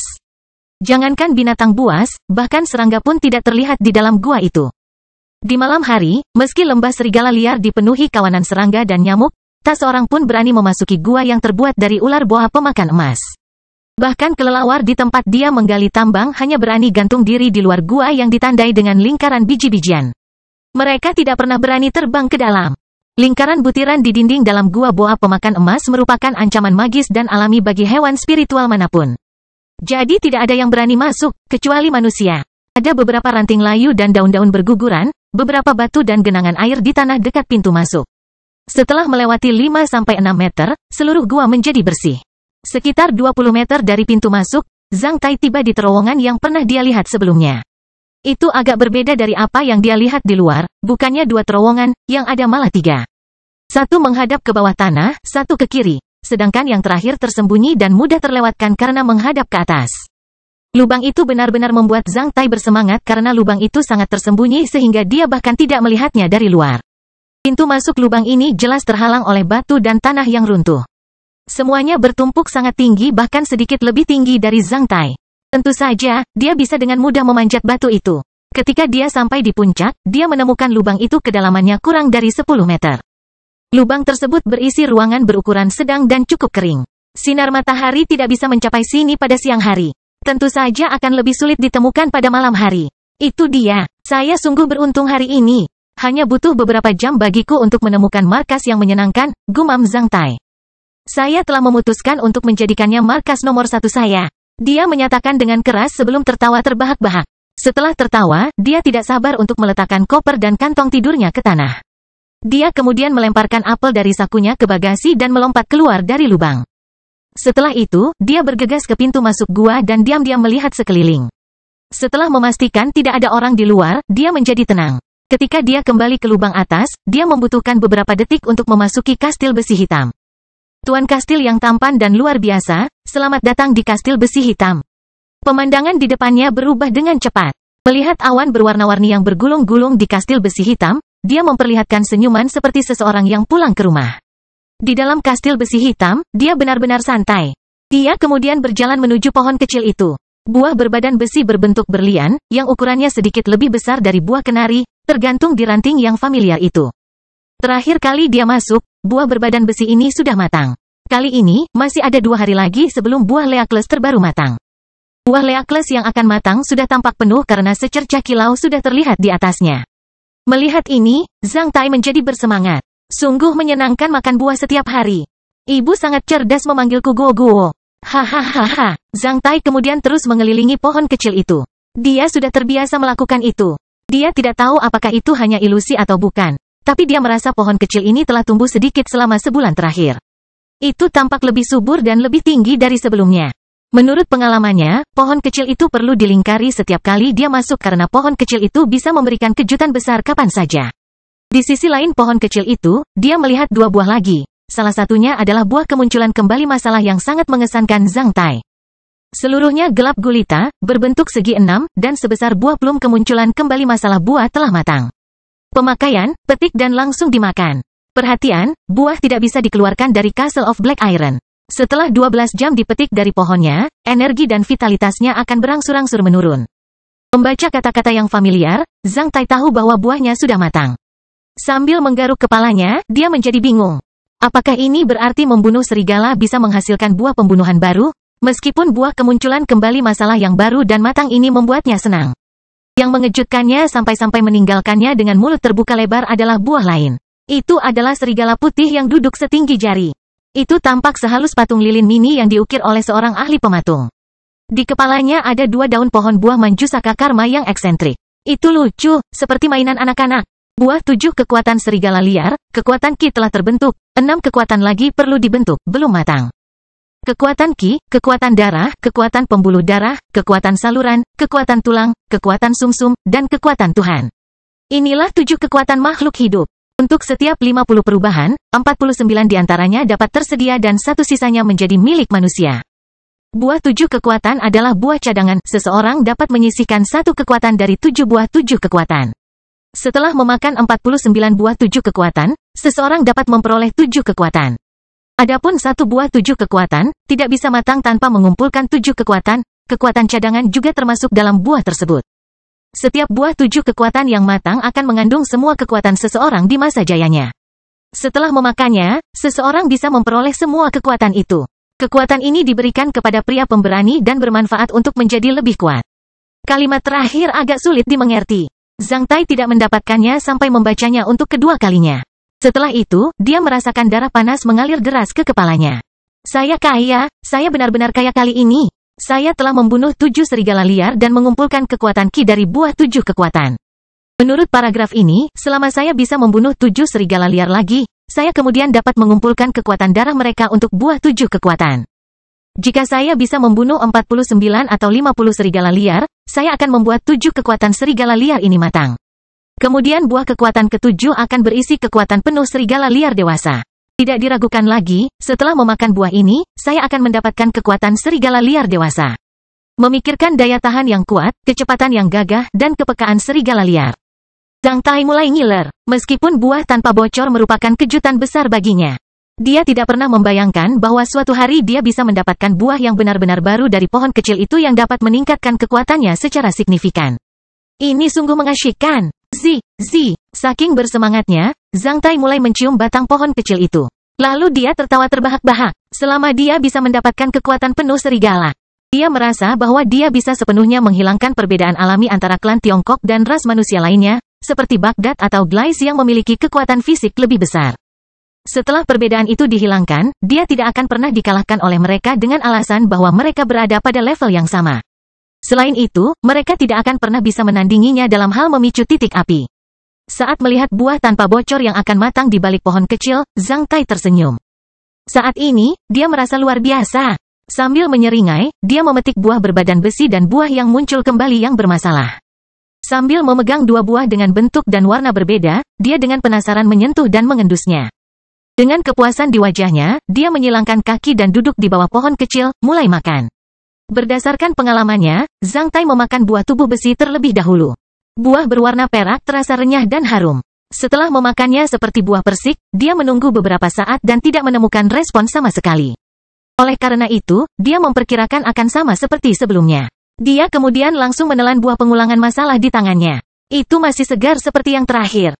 Setelah memakannya, energi serupa langsung mengalir ke otaknya dan menyatu dengan pusaran spiritual di pikirannya. Melihat kegelapan di depan matanya, dia segera sampai di tempat yang gelap gulita. Namun, dibandingkan pertama kali, situasinya berbeda. Kastil Besi Hitam bab 128, Penciptaan Ruang dan Medan Pertama. Itu adalah ruang gelap yang sama di depan mata Zhang Tai. Namun, setelah beberapa saat, 2 titik cahaya, bukan 1, secara bertahap membesar dan dengan cepat menjadi 2 pintu segi 6 yang menyala mirip dengan bentuk buah pengulangan masalah. Kedua pintu itu tiba dan berhenti di depan Zhang Tai seperti kereta api. Bayangan 7 serigala dengan santai mengakses 2 pintu berbentuk segi 6. Pemandangan seperti itu belum pernah terjadi ketika dia memakan buah pengulangan masalah yang pertama. Tuan kastil yang tampan dan luar biasa, Anda telah membunuh 7 serigala dalam 3 adegan, menghasilkan 2 buah kemunculan kembali masalah serigala liar, yang dapat digabungkan. Setelah menggabungkannya, Anda akan menghadapi 7 serigala liar secara bersamaan setiap kali Anda mengaktifkannya. Apakah Anda ingin mereka bergabung? Zhang Tai dengan hati-hati memeriksa dua pintu segi 6 yang menyala, yang seperti dua jendela di mana dia bisa melihat dunia di dalamnya. Melalui pintu di sebelah kiri, dia melihat padang rumput yang sama tempat dia menghadapi serangan dari 7 serigala, sementara melalui pintu di sebelah kanan. Dia melihat dua pemandangan, salah satu hutan bambu di dekat rumah pohon tempat dia membunuh dua serigala. Serigala, dan yang lainnya di lereng bukit hari ini. Bagi Zhang Tai, 2-3 serigala tidak bisa lagi memberikan tantangan apapun. Dia hampir tidak bisa meningkatkan dirinya hanya dengan bertarung 2. Tapi 7 mungkin sedikit lebih menarik. Bergabung, Zhang Tai mengambil keputusannya tanpa pertimbangan tambahan. Segera setelah dia mengirimkan perintah, dua pintu segi 6 yang menyala bergabung. Melalui satu pintu, dia bisa melihat 3 latar belakang padang rumput, hutan bambu, dan lereng bukit. Silahkan picu adegan yang kamu inginkan. Dalam beberapa hari terakhir, Zhang Tai telah melawan 3 serigala liar di padang rumput hampir 100 kali. Oleh karena itu, dia bosan dengan hal itu. Selain itu, dia sudah terbiasa dengan medan di dekat rumah pohon dan tidak lagi menganggapnya merangsang. Melihat lereng bukit yang memiliki medan yang sedikit lebih canggih, ia merasa akan lebih sulit untuk melawan serigala liar di dalamnya. Tidak perlu menunjuk pemandangan lereng bukit di pintu yang terang. Setelah itu, dua pemandangan lainnya perlahan menghilang sementara pemandangan lereng bukit perlahan membesar dan akhirnya memenuhi seluruh pintu. Penggabungan kemunculan kembali masalah selesai. Setelah itu, pintu yang menyala itu membesar dan mencakup Zhang Tai juga. Dalam sepersekian detik, dia kembali ke lereng bukit tempat dia tadi pagi. Segala sesuatu di sekitarnya, bahkan dedaunan pohon di lereng bukit dan tetesan air yang tergantung di rerumputan, tidak berubah. Wadah tombak dan kopernya juga tidak berubah sedikit pun. Dia mencium bau menjijikkan yang sama seperti sebelumnya. Keparat, itu terlalu bau. Saat Zhang Tai mengeluh tentang bau yang menjijikkan, 7 serigala keluar dari gua. Dengan mata penuh kebencian tertuju padanya, serigala-serigala ini mengingatkan Zhang Tai saat pertama kali dia bertemu mereka di padang rumput. Pada saat yang sama, ke-7 serigala memulai serangan mereka. Zhang Tai segera melemparkan satu tombaknya dan membunuh serigala yang bergegas terlebih dahulu. Ketika dia membunuh serigala kedua menggunakan metode yang sama, 5 serigala lainnya telah mendekatinya, menghilangkan kemampuannya menggunakan tombaknya untuk melenyapkan serigala liar lainnya. Sambil mengumpat dalam hati, Zhang Tai meninju ke arah mereka. Ketika dia mempraktikkannya di buah kemunculan kembali masalah yang pertama. Z telah mengetahui bahwa semakin sulit dan mudah pola terputus yang dia gunakan untuk melawan serigala liar, semakin cepat dia meningkatkan kekuatan dan keterampilan bertarungnya. Serta memperkuat kekuatannya. Kelemahan. Jika dia bisa meninju serigala sampai mati, dia akan lebih mudah membunuhnya menggunakan belati atau senjata lainnya. Apa cara tersulit yang dilakukan Zhang Tai untuk membunuh serigala liar ini? Bukan hanya dengan menggunakan tinju telanjangnya, tapi juga skill tinju darah besi yang dia belum cukup familiar untuk bertarung melawan serigala-serigala liar ini. Untuk prajurit tingkat rendah, serangkaian teknik tinju yang belum dia kuasai sepenuhnya bahkan tidak akan bisa menandingi serangan balik berdasarkan naluri. Namun, Zhang Tai masih bersikeras menggunakan keterampilan tinju darah besi untuk melawan serigala liar. Karena ia berpikir bahwa metode terbaik untuk mengembangkan keterampilan bertarung adalah dengan menggunakannya dalam pertarungan demi nyawanya sendiri. Syukurlah, buah kemunculan kembali masalah akan menjadi medan perang terbaik. Ini adalah kesempatan yang diberikan Tuhan. Pertarungan sesungguhnya adalah metode terbaik bagi seseorang untuk tumbuh dewasa. Ketika 5 serigala liar yang tersisa menyerangnya, setelah Zhang Tai membunuh satu dan melukai yang lain dengan tendangannya, sepotong dagingnya digigit. Rasa sakit yang tajam itu segera menyebabkan Zhang Tai mengeluarkan keringat. Segera setelah itu, ritme skill tinju darah besi pun terganggu. Hingga saat ini, Zhang Tai baru menyadari betapa menakutkannya sekawanan serigala. Saat mereka bergerak secara berkelompok, kekuatan bertarung mereka tidak akan pernah sesederhana penambahan kekuatan masing-masing serigala. Meskipun dia menghadapi serangan 5 serigala, Zhang Tai merasa 2 kali lebih sulit baginya untuk menghadapi mereka dibandingkan dengan 3 serigala sebelumnya. Ini karena sekawanan serigala menyerang begitu cepat sehingga dia bisa diserang kapan saja. Di bawah bimbingan kepala serigala, yang lain bahkan dapat menyesuaikan frekuensi serangan mereka melalui koordinasi timbal balik, menyebabkan mereka lebih sulit untuk dihadapi. Pada saat Zhang Tai membunuh serigala lainnya, dia menderita 2 luka lagi. Akhirnya, karena tanah licin dan berlumpur setelah hujan, Zhang Tai kehilangan keseimbangan karena kecerobohan dan terjatuh. Dia kemudian berguling menuruni lereng bukit, dikejar oleh 4 serigala. Mereka segera menyusulnya. Berbaring di tanah, Zhang Tai menggunakan tangan gulatnya, sebuah keterampilan bertarung dari keterampilan tinju darah besi, untuk mematahkan leher seekor serigala. Pada saat yang sama ketika dia berjuang untuk menahan serangan serigala, tenggorokannya terkoyak. Selain rasa sakit yang menusuk, dia merasakan darah segar mengalir ke tenggorokannya sekali lagi. Dia tidak bisa melihat apapun saat itu. Setelah seluruh adegan kemunculan kembali masalah pecah dan menghilang, Zhang Tai kembali ke tempat di bawah pohon kecil. Mengingat kembali perjuangannya di bawah gigitan serigala liar, Zhang Tai, yang sudah membuka matanya, masih merasa takut. Baru pada saat itulah dia benar-benar menyadari betapa beruntungnya dia bisa lolos dari pertarungan pertamanya dengan 7 serigala. Mengingat pertarungan yang baru saja terjadi, Zhang Tai menemukan kelemahannya. Sebelumnya, dia mengira kemampuan melemparnya sudah hebat sehingga dia setidaknya bisa bertahan di seluruh lembah serigala liar bersama mereka. Namun, karena pertarungan barusan, dia memahami bahwa masih ada ruang besar untuk meningkatkan keterampilan melemparnya. Dia baru saja melemparkan 2 tombak sebelum dibunuh oleh serigala liar lainnya. Namun, jika dia bisa melemparkan 2 tombak lagi sebelum serigala liar lainnya mendekatinya, hasilnya akan sangat berbeda. Meskipun dia mempunyai banyak kesempatan untuk mencoba adegan yang sama dalam adegan kemunculan kembali masalah, jika dia dikelilingi oleh lebih dari 10 serigala liar di dunia nyata, dia pasti akan kehilangan nyawanya. Meski ia bisa melempar tombak dengan sangat presisi, namun kecepatan lemparnya masih bisa ditingkatkan. Yang lebih penting lagi adalah belajar mengeluarkan tombak dari wadah tombaknya secepat mungkin. Selain itu, dia mungkin juga mencoba melempar tombak menggunakan kedua tangannya secara bersamaan. Selain itu, dia harus lebih memperhatikan medan dan lingkungan sekitar tempat dia bertarung melawan serigala liar. Dia harus beradaptasi dengan lingkungan apapun. Di lereng bukit setelah hujan, permukaan yang licin secara tidak langsung bisa menyebabkan hilangnya nyawa. Jika hal itu benar-benar terjadi dan ia kehilangan nyawanya, manakah di antara keduanya yang akan ia keluhkan, Tuhan yang mencurahkan hujan, atau tanah yang berlumpur dan licin? Setelah melakukan evaluasi serius, Zhang Tai menghela nafas berat. Bangkit dari tanah, dia berjalan 1 putaran untuk mengamati medan kastil besi hitam. Setelah membentuk gambaran umum tentang hal itu di benaknya, Zhang Tai membuka tombol lapisan tanah di bawah fungsi pembuatan ruang dan medan untuk memulai satu hal yang telah ia rencanakan sejak lama. Segera setelah dia menekan tombol itu, gambar 3 dimensi Castle of Black Iron muncul di depan matanya. Segala sesuatu yang ada di ruang ini dipajang di sana, termasuk setiap batang rumput dan pohon. Memiliki pengalaman dengan hal itu, Zhang Tai tidak terlalu terkejut. Sambil memegangnya, dia dengan hati-hati memperbesar dan memperkecil gambar 3 dimensi. Menempatkan gambar itu di hadapannya, dia memusatkan perhatiannya dan melemparkan sumber air dalam pikirannya ke gambar 3 dimensi itu. Zhang Tai membayangkan bebatuan setinggi 2 meter sementara mata air jernih mengalir ke bawahnya, membentuk air terjun setinggi 2 meter. Mata air itu jatuh ke dalam kolam di tanah. Memanfaatkan pengalamannya sebelumnya, Zhang Tai tidak membuat kolam terlalu besar jika energinya tidak mencukupi. Seluruh kolam itu hanya sebesar kolam pemandian kecil. Semuanya sama seperti terakhir kali dia menggunakan fungsi ini. Peta 3 dimensi adalah bayangan redup, yang secara kasar bisa dia kenali. Tuan kastil yang tampan dan luar biasa. Detail medan yang Anda bayangkan kurang dari 5%. Apakah Anda setuju dengan penggunaan hukum penciptaan alam opsional untuk membangun sisa gambar Anda?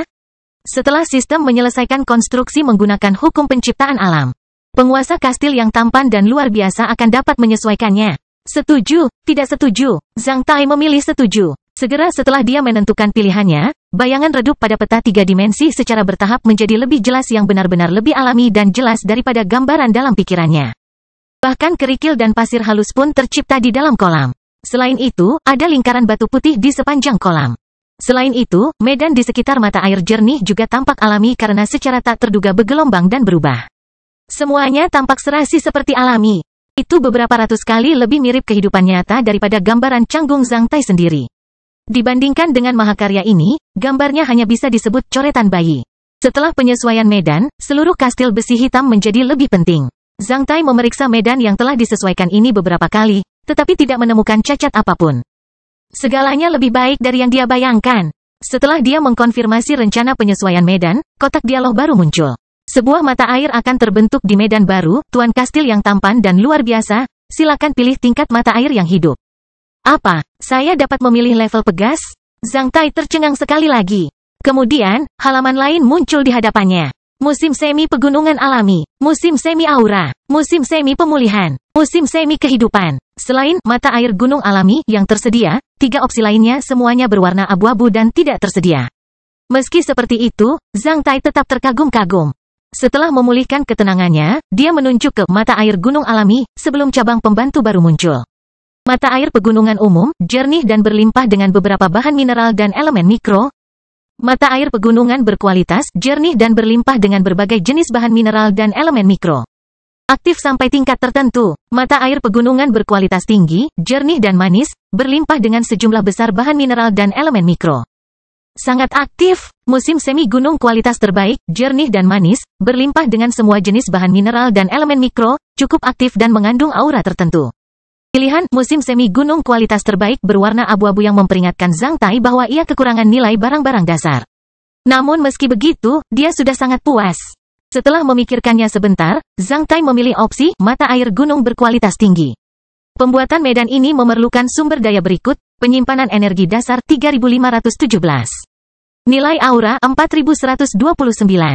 Nilai pahala 1272. Buat atau tidak? Ya, tidak. Zhang Tai tidak pernah membayangkan bahwa mata air kecil seperti itu akan membuatnya kehilangan begitu banyak poin nilai, terutama poin prestasi.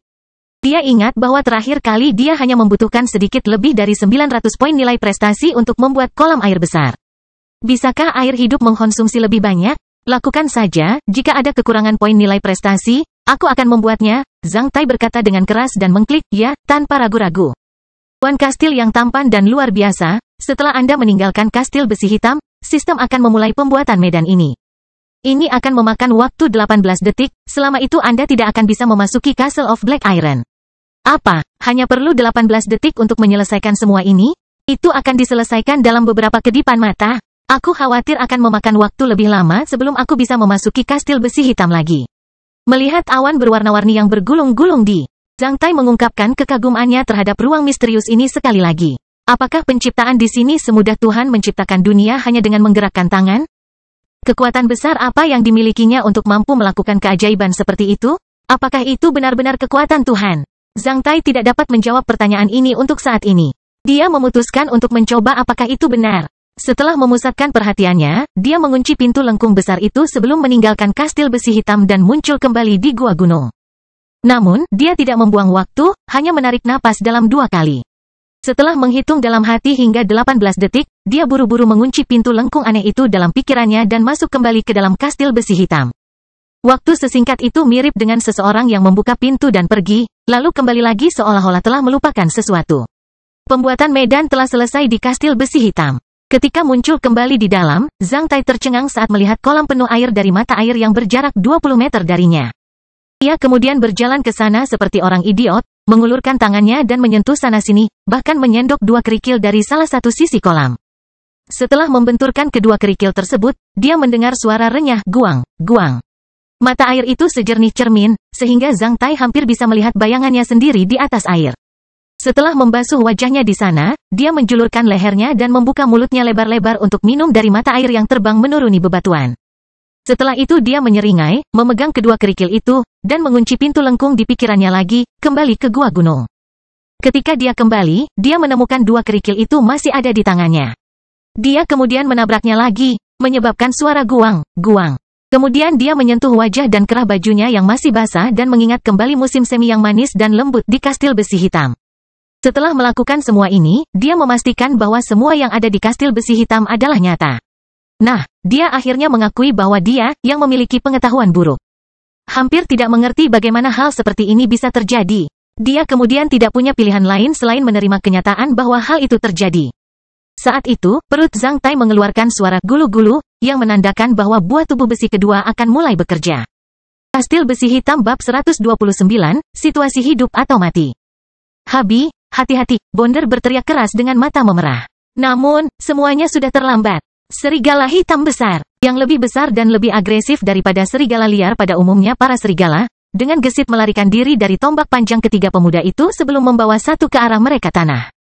Hanya dengan satu gigitan, sebuah lubang menganga besar terbuka di leher pemuda itu. Namun sebelum belati dan tombak turun ke tubuhnya, serigala licik itu telah berhasil menyerang dan melompat. Setelah itu, ia memperlihatkan gigi taringnya yang berdarah dan mengambil beberapa langkah ke samping, matanya tertuju pada sekelompok pemuda yang wajahnya menjadi pucat. Segera, jeritan melengking lainnya terdengar dari tempat lain. Di saat yang sama, perut pemuda lain yang mengenakan pelindung dada dari kulit dan memegang tombak panjang dipatahkan oleh cakar tajam serigala besar itu. Segera, pemuda itu jatuh ke tanah dan menjerit kesakitan. Tidak butuh waktu lama sampai ususnya keluar dan dia berguling-guling di tanah, yang membuat semua orang terkesan. Itu menjadi lebih berdarah saat mereka menonton.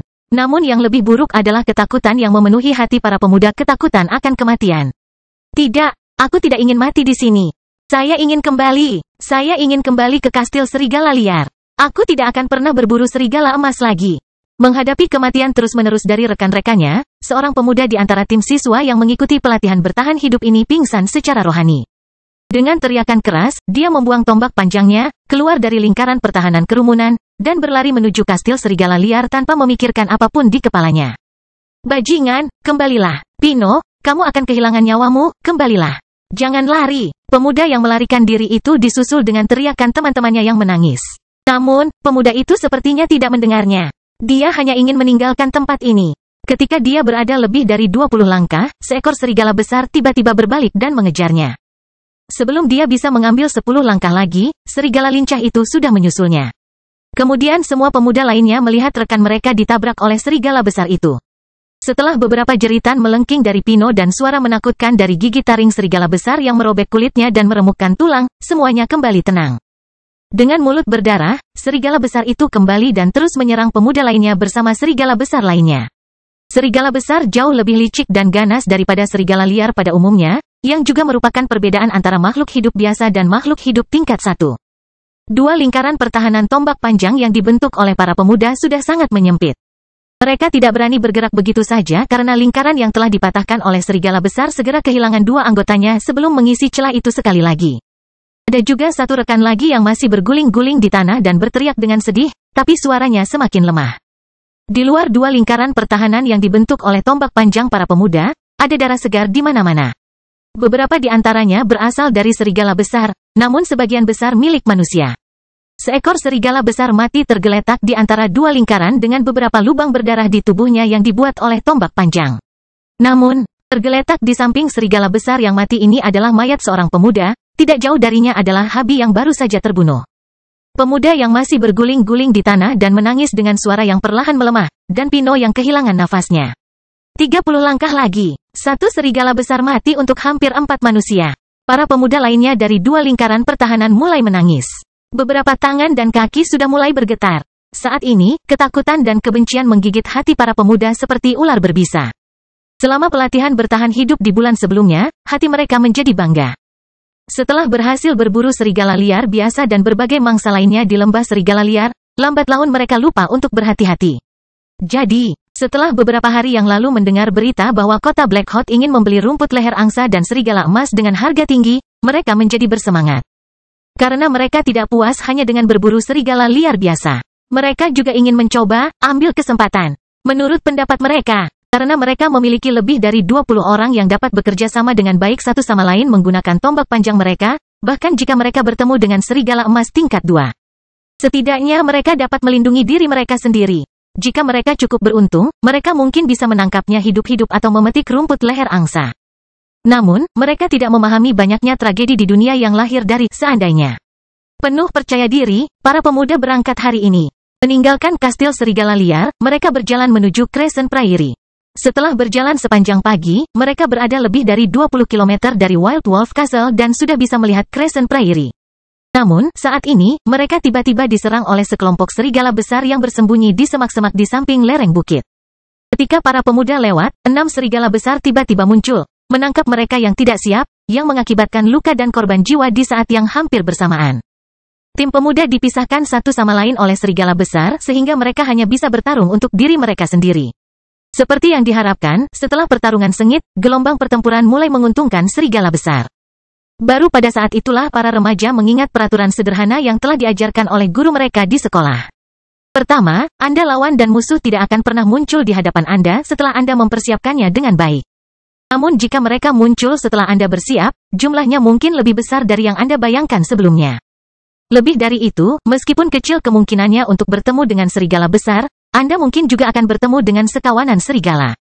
Kedua, bagi makhluk hidup manapun, meskipun hanya ada satu tingkat perbedaan di antara mereka, kekuatan tempur mereka akan sangat berbeda satu sama lain. Oleh karena itu, setelah berhasil menangani beberapa makhluk hidup Elfinol, jangan pernah menganggap melawan kekuatan satu makhluk hidup LV1 semudah penambahan 3 individu Elfinol. Setelah berurusan dengan beberapa makhluk hidup LV1, jangan pernah menganggap terlalu mudah untuk berurusan dengan makhluk hidup LV2 manapun. Berbeda dari peningkatan level yang sederhana, kekuatan tempur mereka akan meningkat secara geometris pada setiap level yang lebih tinggi. Ketiga, dalam pertarungan, waktu sangat penting sehingga 10 detik mungkin mengubah segalanya. Terkadang, semakin sederhana aturannya, semakin menyedihkan harga yang harus dibayar seseorang sebelum memahaminya sepenuhnya.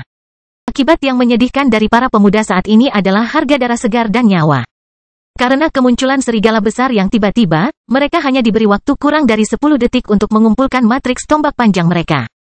Jika mereka punya waktu 10 detik untuk berkumpul, bahkan jika mereka bertemu dengan 6 serigala besar tingkat 1, mereka tidak akan pernah menderita korban yang begitu menyedihkan. Para pemuda terlalu memikirkan, seandainya, padahal kenyataannya hanya sedikit yang seperti itu. Setelah berkeliaran di sekitar 2 lingkaran pemuda selama beberapa kali, 5 serigala besar yang tersisa meningkatkan serangan tentatif mereka berpura-pura menyerang mereka di luar jarak pembunuhan dari tombak panjang. Oleh karena itu, baru setelah menjulurkan tombak panjangnya, para pemuda tersebut menyadari bahwa mereka sedang melakukan gerakan palsu. Serigala besar yang licik terus-menerus mengitari mereka sambil melakukan serangan pura-pura. Karena sangat tegang, para pemuda selalu menjulurkan tombak panjang mereka setiap kali serigala besar melakukan gerakan palsu. Setelah terus-menerus melambai dan menusuk dengan tombak panjang mereka untuk mengusir serigala besar, semua pemuda merasa semakin lelah. Cobalah untuk menjaga kekuatan dan ritme menyerangmu, serigala besar menghabiskan kekuatan kita.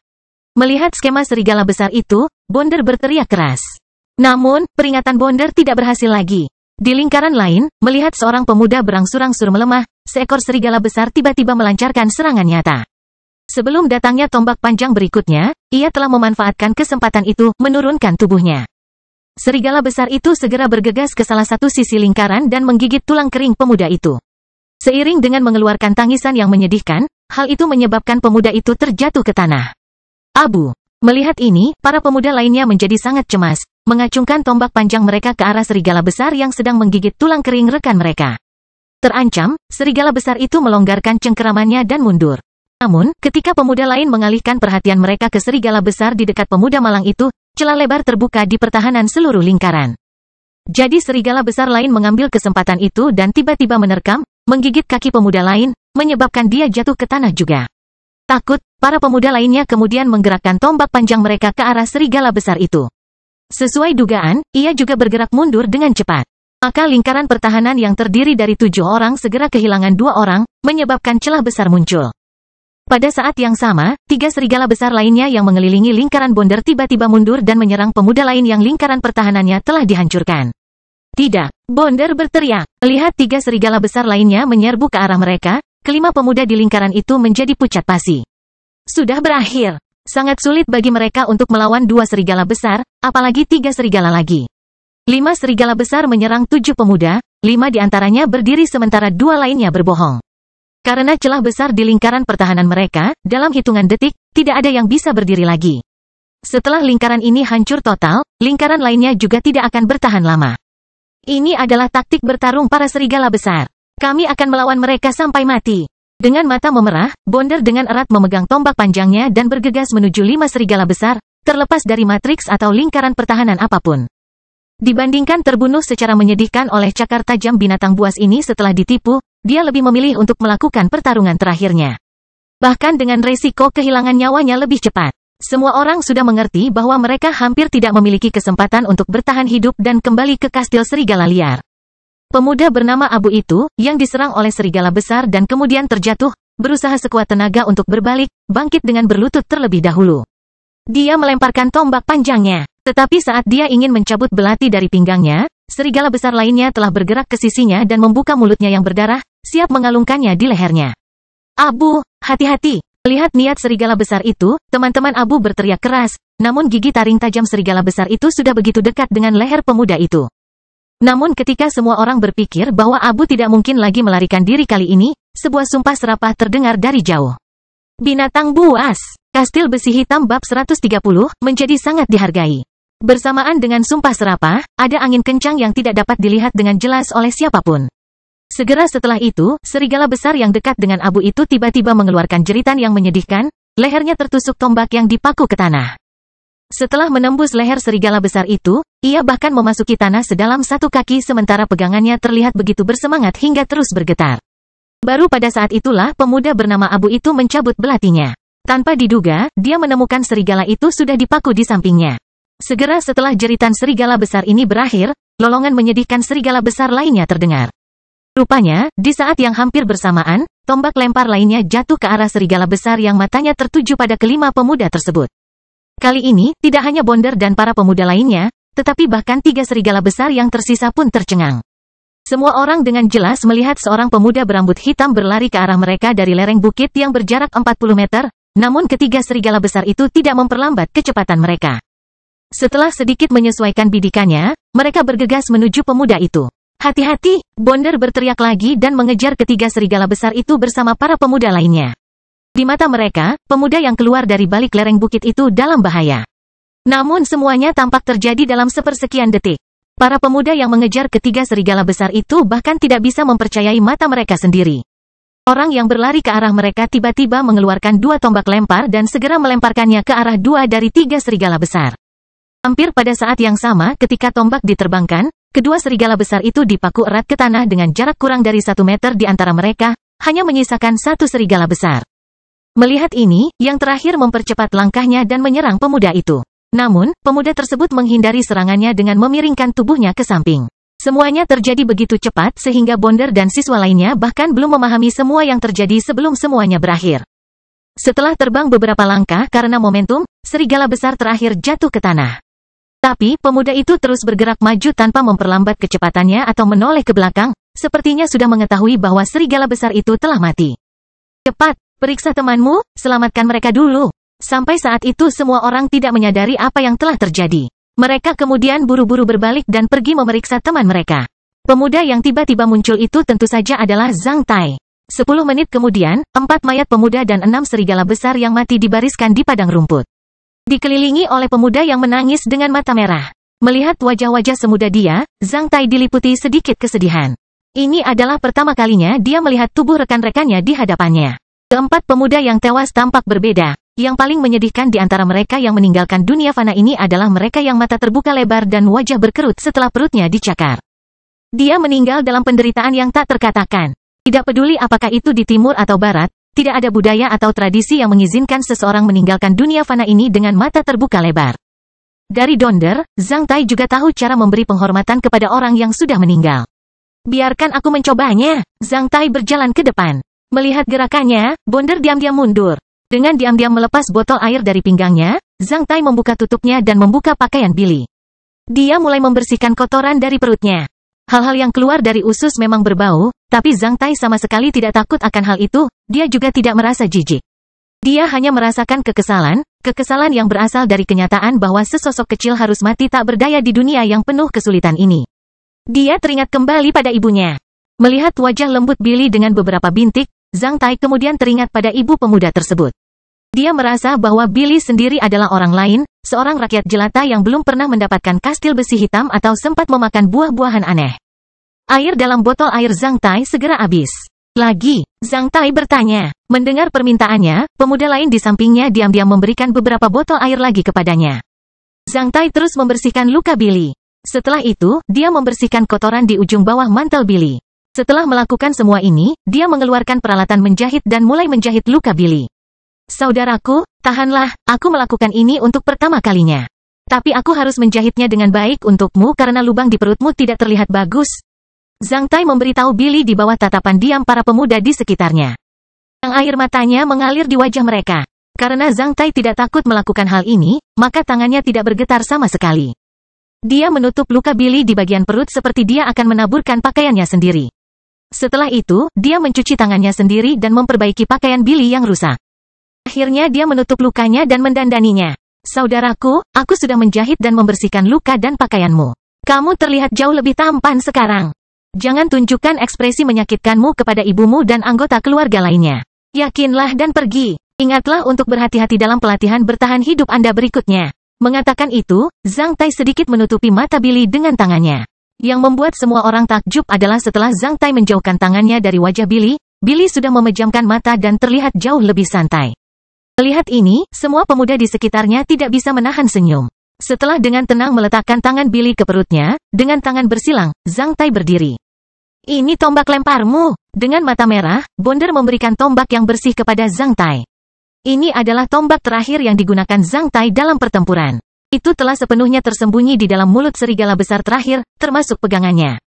Saat itu, ketika dia menggeser tubuhnya, Zhang Tai sudah mengeluarkan tombak lain dan menusukkannya langsung ke mulut serigala besar itu. Bonder dan para pemuda lainnya akhirnya memahami penyebab kematian serigala besar terakhir ketika Zhang Tai sedang membersihkan luka Billy. Setelah itu, mereka mulai memberikan lebih banyak penghormatan kepadanya.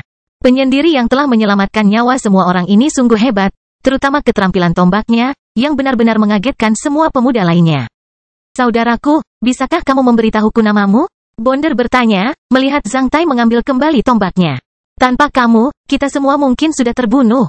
Saya Zhang Tai, kamu adalah Zhang Tai itu. Banyak pemuda di sekitarnya yang sepertinya pernah mendengar namanya sebelumnya. Mereka kemudian menjadi terkejut. Kaulah Zhang Tai, yang telah mengungkapkan status Samira sebagai tikus tanah Kekaisaran Norman. Zhang Tai sedikit mengangguk sebelum melirik orang lain.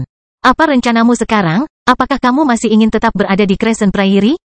Tidak pernah, kami sudah memutuskan untuk kembali. Bonder tampak sedih. Kami sudah mengetahui kesalahan kami. Jika kamu ingin kembali, aku bisa menemanimu kembali untuk jangka waktu tertentu jika terjadi kecelakaan lagi. Terima kasih. Meskipun telah memutuskan untuk kembali, semua orang tetap tinggal selama beberapa waktu sambil bekerja sama untuk memotong beberapa cabang dan membuat usungan sederhana, termasuk Zhang Tai. Mereka kemudian meletakkan mayat para pemuda itu ke atas tandu dan bersiap untuk membawa mereka kembali ke kastil serigala liar. Dua pemuda yang terluka itu juga telah mengobati lukanya dan membuat dua tongkat penyangga dengan menggunakan beberapa dahan agar bisa mengikuti yang lain. Kini, ada 14 orang yang bisa bergerak bebas. Mereka akan mampu membawa mayat 4 pemuda dan 6 serigala liar yang mati secara bergantian. Berdasarkan aturan, Zhang Tai mempunyai hak untuk menangani 5 serigala besar yang mati. Tidak ada yang mempunyai pendapat berbeda. Terlebih lagi, Zhang Tai bahkan telah menyelamatkan seluruh nyawa mereka. Setelah berpikir sejenak, dia membiarkan mereka membawa serigala besar yang mati itu kembali ke kastil serigala liar, satu ke persaudaraan di pangkalan pohon, satu ke Peter di bengkel peleburan besi, satu ke Alice, Pandora, dan Beverly, dan 2 lainnya akan diserahkan kepada Bonder dan kelompoknya. Serigala besar jauh lebih berharga dibandingkan serigala liar. Seluruh tubuh mereka berwarna hitam, kecuali lingkaran bulu putih di leher mereka yang jauh lebih berharga. Dagingnya terasa lebih segar dan nikmat, tidak amis seperti serigala liar pada umumnya. Sebagai salah satu daging terbaik di Wild Wolf Castle, daging serigala berukuran besar bahkan lebih mahal daripada daging babi hutan. Bahkan dikatakan bahwa daging serigala berukuran besar sangat bermanfaat bagi fisik manusia, termasuk ki dan darah. Oleh karena itu, makanan ini menjadi merek hidangan di beberapa hotel kelas atas dan menjadi favorit beberapa orang kaya. Jadi hadiah Zhang Tai sangat berharga di Wild Wolf Castle. Namun atas desakannya, kelompok Bonder menerima hadiah tersebut dengan niat baik, dan mulai menunjukkan rasa kagum mereka kepadanya. Zhang Tai terus menemani kelompok Bonder hingga mereka berada sekitar 10 km dari kastil serigala liar dan bertemu dengan tim serupa yang menghadiri pelatihan bertahan hidup ini. Melihat situasi kelompok Bonder yang menyedihkan, tim lain pun menghampiri mereka untuk menanyakan apa yang terjadi pada mereka. Sebuah tim yang terdiri dari kurang dari 30 orang juga berencana untuk mencoba di Crescent Prairie. Namun, setelah bertemu dengan kelompok Bonder dan mengetahui apa yang terjadi pada mereka, mereka segera membatalkan rencana mereka. Saudaraku, apa yang kamu ingin aku katakan kepada persaudaraan untukmu? Katakan saja pada mereka, aku baik-baik saja. Beritahu Peter, jika saya mendapatkan daging liar lagi, saya akan mengembalikannya kepada mereka. Tombak mereka sangat berguna. Dan beritahu Pandora, Beverly, dan Alice bahwa aku baik-baik saja dan sangat merindukan mereka. Zhang Tai mencurahkan semua kata yang ingin dia ucapkan. Baiklah, aku akan melakukannya. Kalau begitu, saudara-saudara, jaga dirimu baik-baik. Jaga dirimu juga. Saya tidak akan pernah melupakan apa yang terjadi hari ini. Bonder berkata dengan sungguh-sungguh, sementara semua pemuda di sekitar Zhang Tai mengangguk dan menatapnya dengan penuh penghargaan. Tanpa mengalami situasi hidup dan mati, mereka tidak akan pernah tahu betapa berharganya bantuan sang penyelamat. Zhang Tai tersenyum dan melambai pada mereka sebelum berlari pergi. Sore harinya, rombongan Bonder kembali ke Wild Wolf Castle. Kemudian, seluruh kastil serigala liar menjadi kacau. Meski 4 kematian membuat orang sedih dan waspada, dibandingkan dengan itu, apa yang dilakukan Zhang Tai lebih mengagetkan orang. Seseorang yang bisa dengan mudah membunuh 5 serigala besar dan menyelamatkan nyawa lebih dari 10 orang. Seberapa kuatkah orang itu? Keterampilan tombak Zhang Tai yang luar biasa telah membuat kelompok Bonder benar-benar tercengang. Menerima kematian serigala besar, Barley dan anggota Brotherhood lainnya tidak terlihat terlalu terkejut. Mereka kemudian terus melatih keterampilan bertarung lebih keras lagi. Sebaliknya, setelah menerima kematian serigala besar, Peter dan para pertapa lainnya melolong cukup lama karena mereka sangat gembira karena mereka bisa makan daging serigala besar selama 2 hari berturut-turut. Mereka semua menyatakan bahwa mereka akan menggunakan seluruh upaya mereka untuk membangun beberapa tombak yang lebih baik untuk Zhang Tai. Setelah menerima hadiah Zhang Tai yang dibawakan oleh Bonder, Pandora, Alice, dan Beverly menjadi sasaran kekaguman semua gadis lainnya. Bahkan mungkin Zhang Tai tidak pernah membayangkan bahwa setelah peristiwa ini, namanya akan menjadi terkenal di kastil Serigala Liar. Dia mulai dicocokkan dengan Blues dan Glyce, yang merupakan orang paling kuat di antara semua siswa yang menghadiri pelatihan bertahan hidup ini. Namun, 2 hari sebelum Zhang Tai menjadi terkenal di Wild Wolf Castle, Glyce telah kembali dengan serigala emas LV2 yang masih hidup. Itu adalah hari pertama setelah hukuman 1 bulan Nona Kili kepadanya dihentikan. Tindakannya mengejutkan banyak orang. Di awal bulan kedua pelatihan bertahan hidup ini, Glyce telah menunjukkan kekuatannya sebagai prajurit tingkat 3 dan menjadi orang yang paling kuat di antara semua siswa. Membunuh beberapa serigala besar hanyalah omong kosong. Jika Zhang Tai berani melawan Glyce, Glyce pasti akan menghajarnya dengan ganas dalam 1 menit, dan dia hanya akan bisa mencari giginya di tanah. Sarlon, salah satu antek Glyce, membual. Karena ia adalah seorang penyendiri, tentu saja Zhang Tai tidak bisa mendengar hasutan Sarlon di kastil Serigala Liar. Namun meskipun ia bisa mendengarnya, Zhang Tai tidak akan berbuat apa-apa selain mencibir. Meski LV3 tampak tak terjangkau di mata siswa lain, namun di mata Zhang Tai, Glyce dan masa kejayaannya akan segera menjadi masa lalu. 4 hari yang lalu, setelah memakan buah tanpa bocor, Zhang Tai telah meningkatkan cahaya pada titik pembakaran kedua di tulang punggungnya menjadi warna sian. 3 hari kemudian, setelah memakan buah Leacles lainnya, Zhang Tai akan menyalakan titik api itu dan menjadi prajurit resmi LV3. Dalam seminggu terakhir, setelah membunuh hampir 15 serigala liar, Zhang Tai telah memadatkan kekuatan darah dan kekuatan pembuluh darah pada buah 7 kekuatan serigala liar. Menyebabkan buah 7 kekuatan serigala liar yang pertama sudah matang 3/7. Menjadi penyendiri, Zhang Tai tidak tahu bahwa Glyce sudah menjadi prajurit LV3. Setelah pelatihan bertahan hidup seorang penyendiri selama 1 minggu, dia telah sepenuhnya membenamkan dirinya dalam kebebasan seperti angin itu.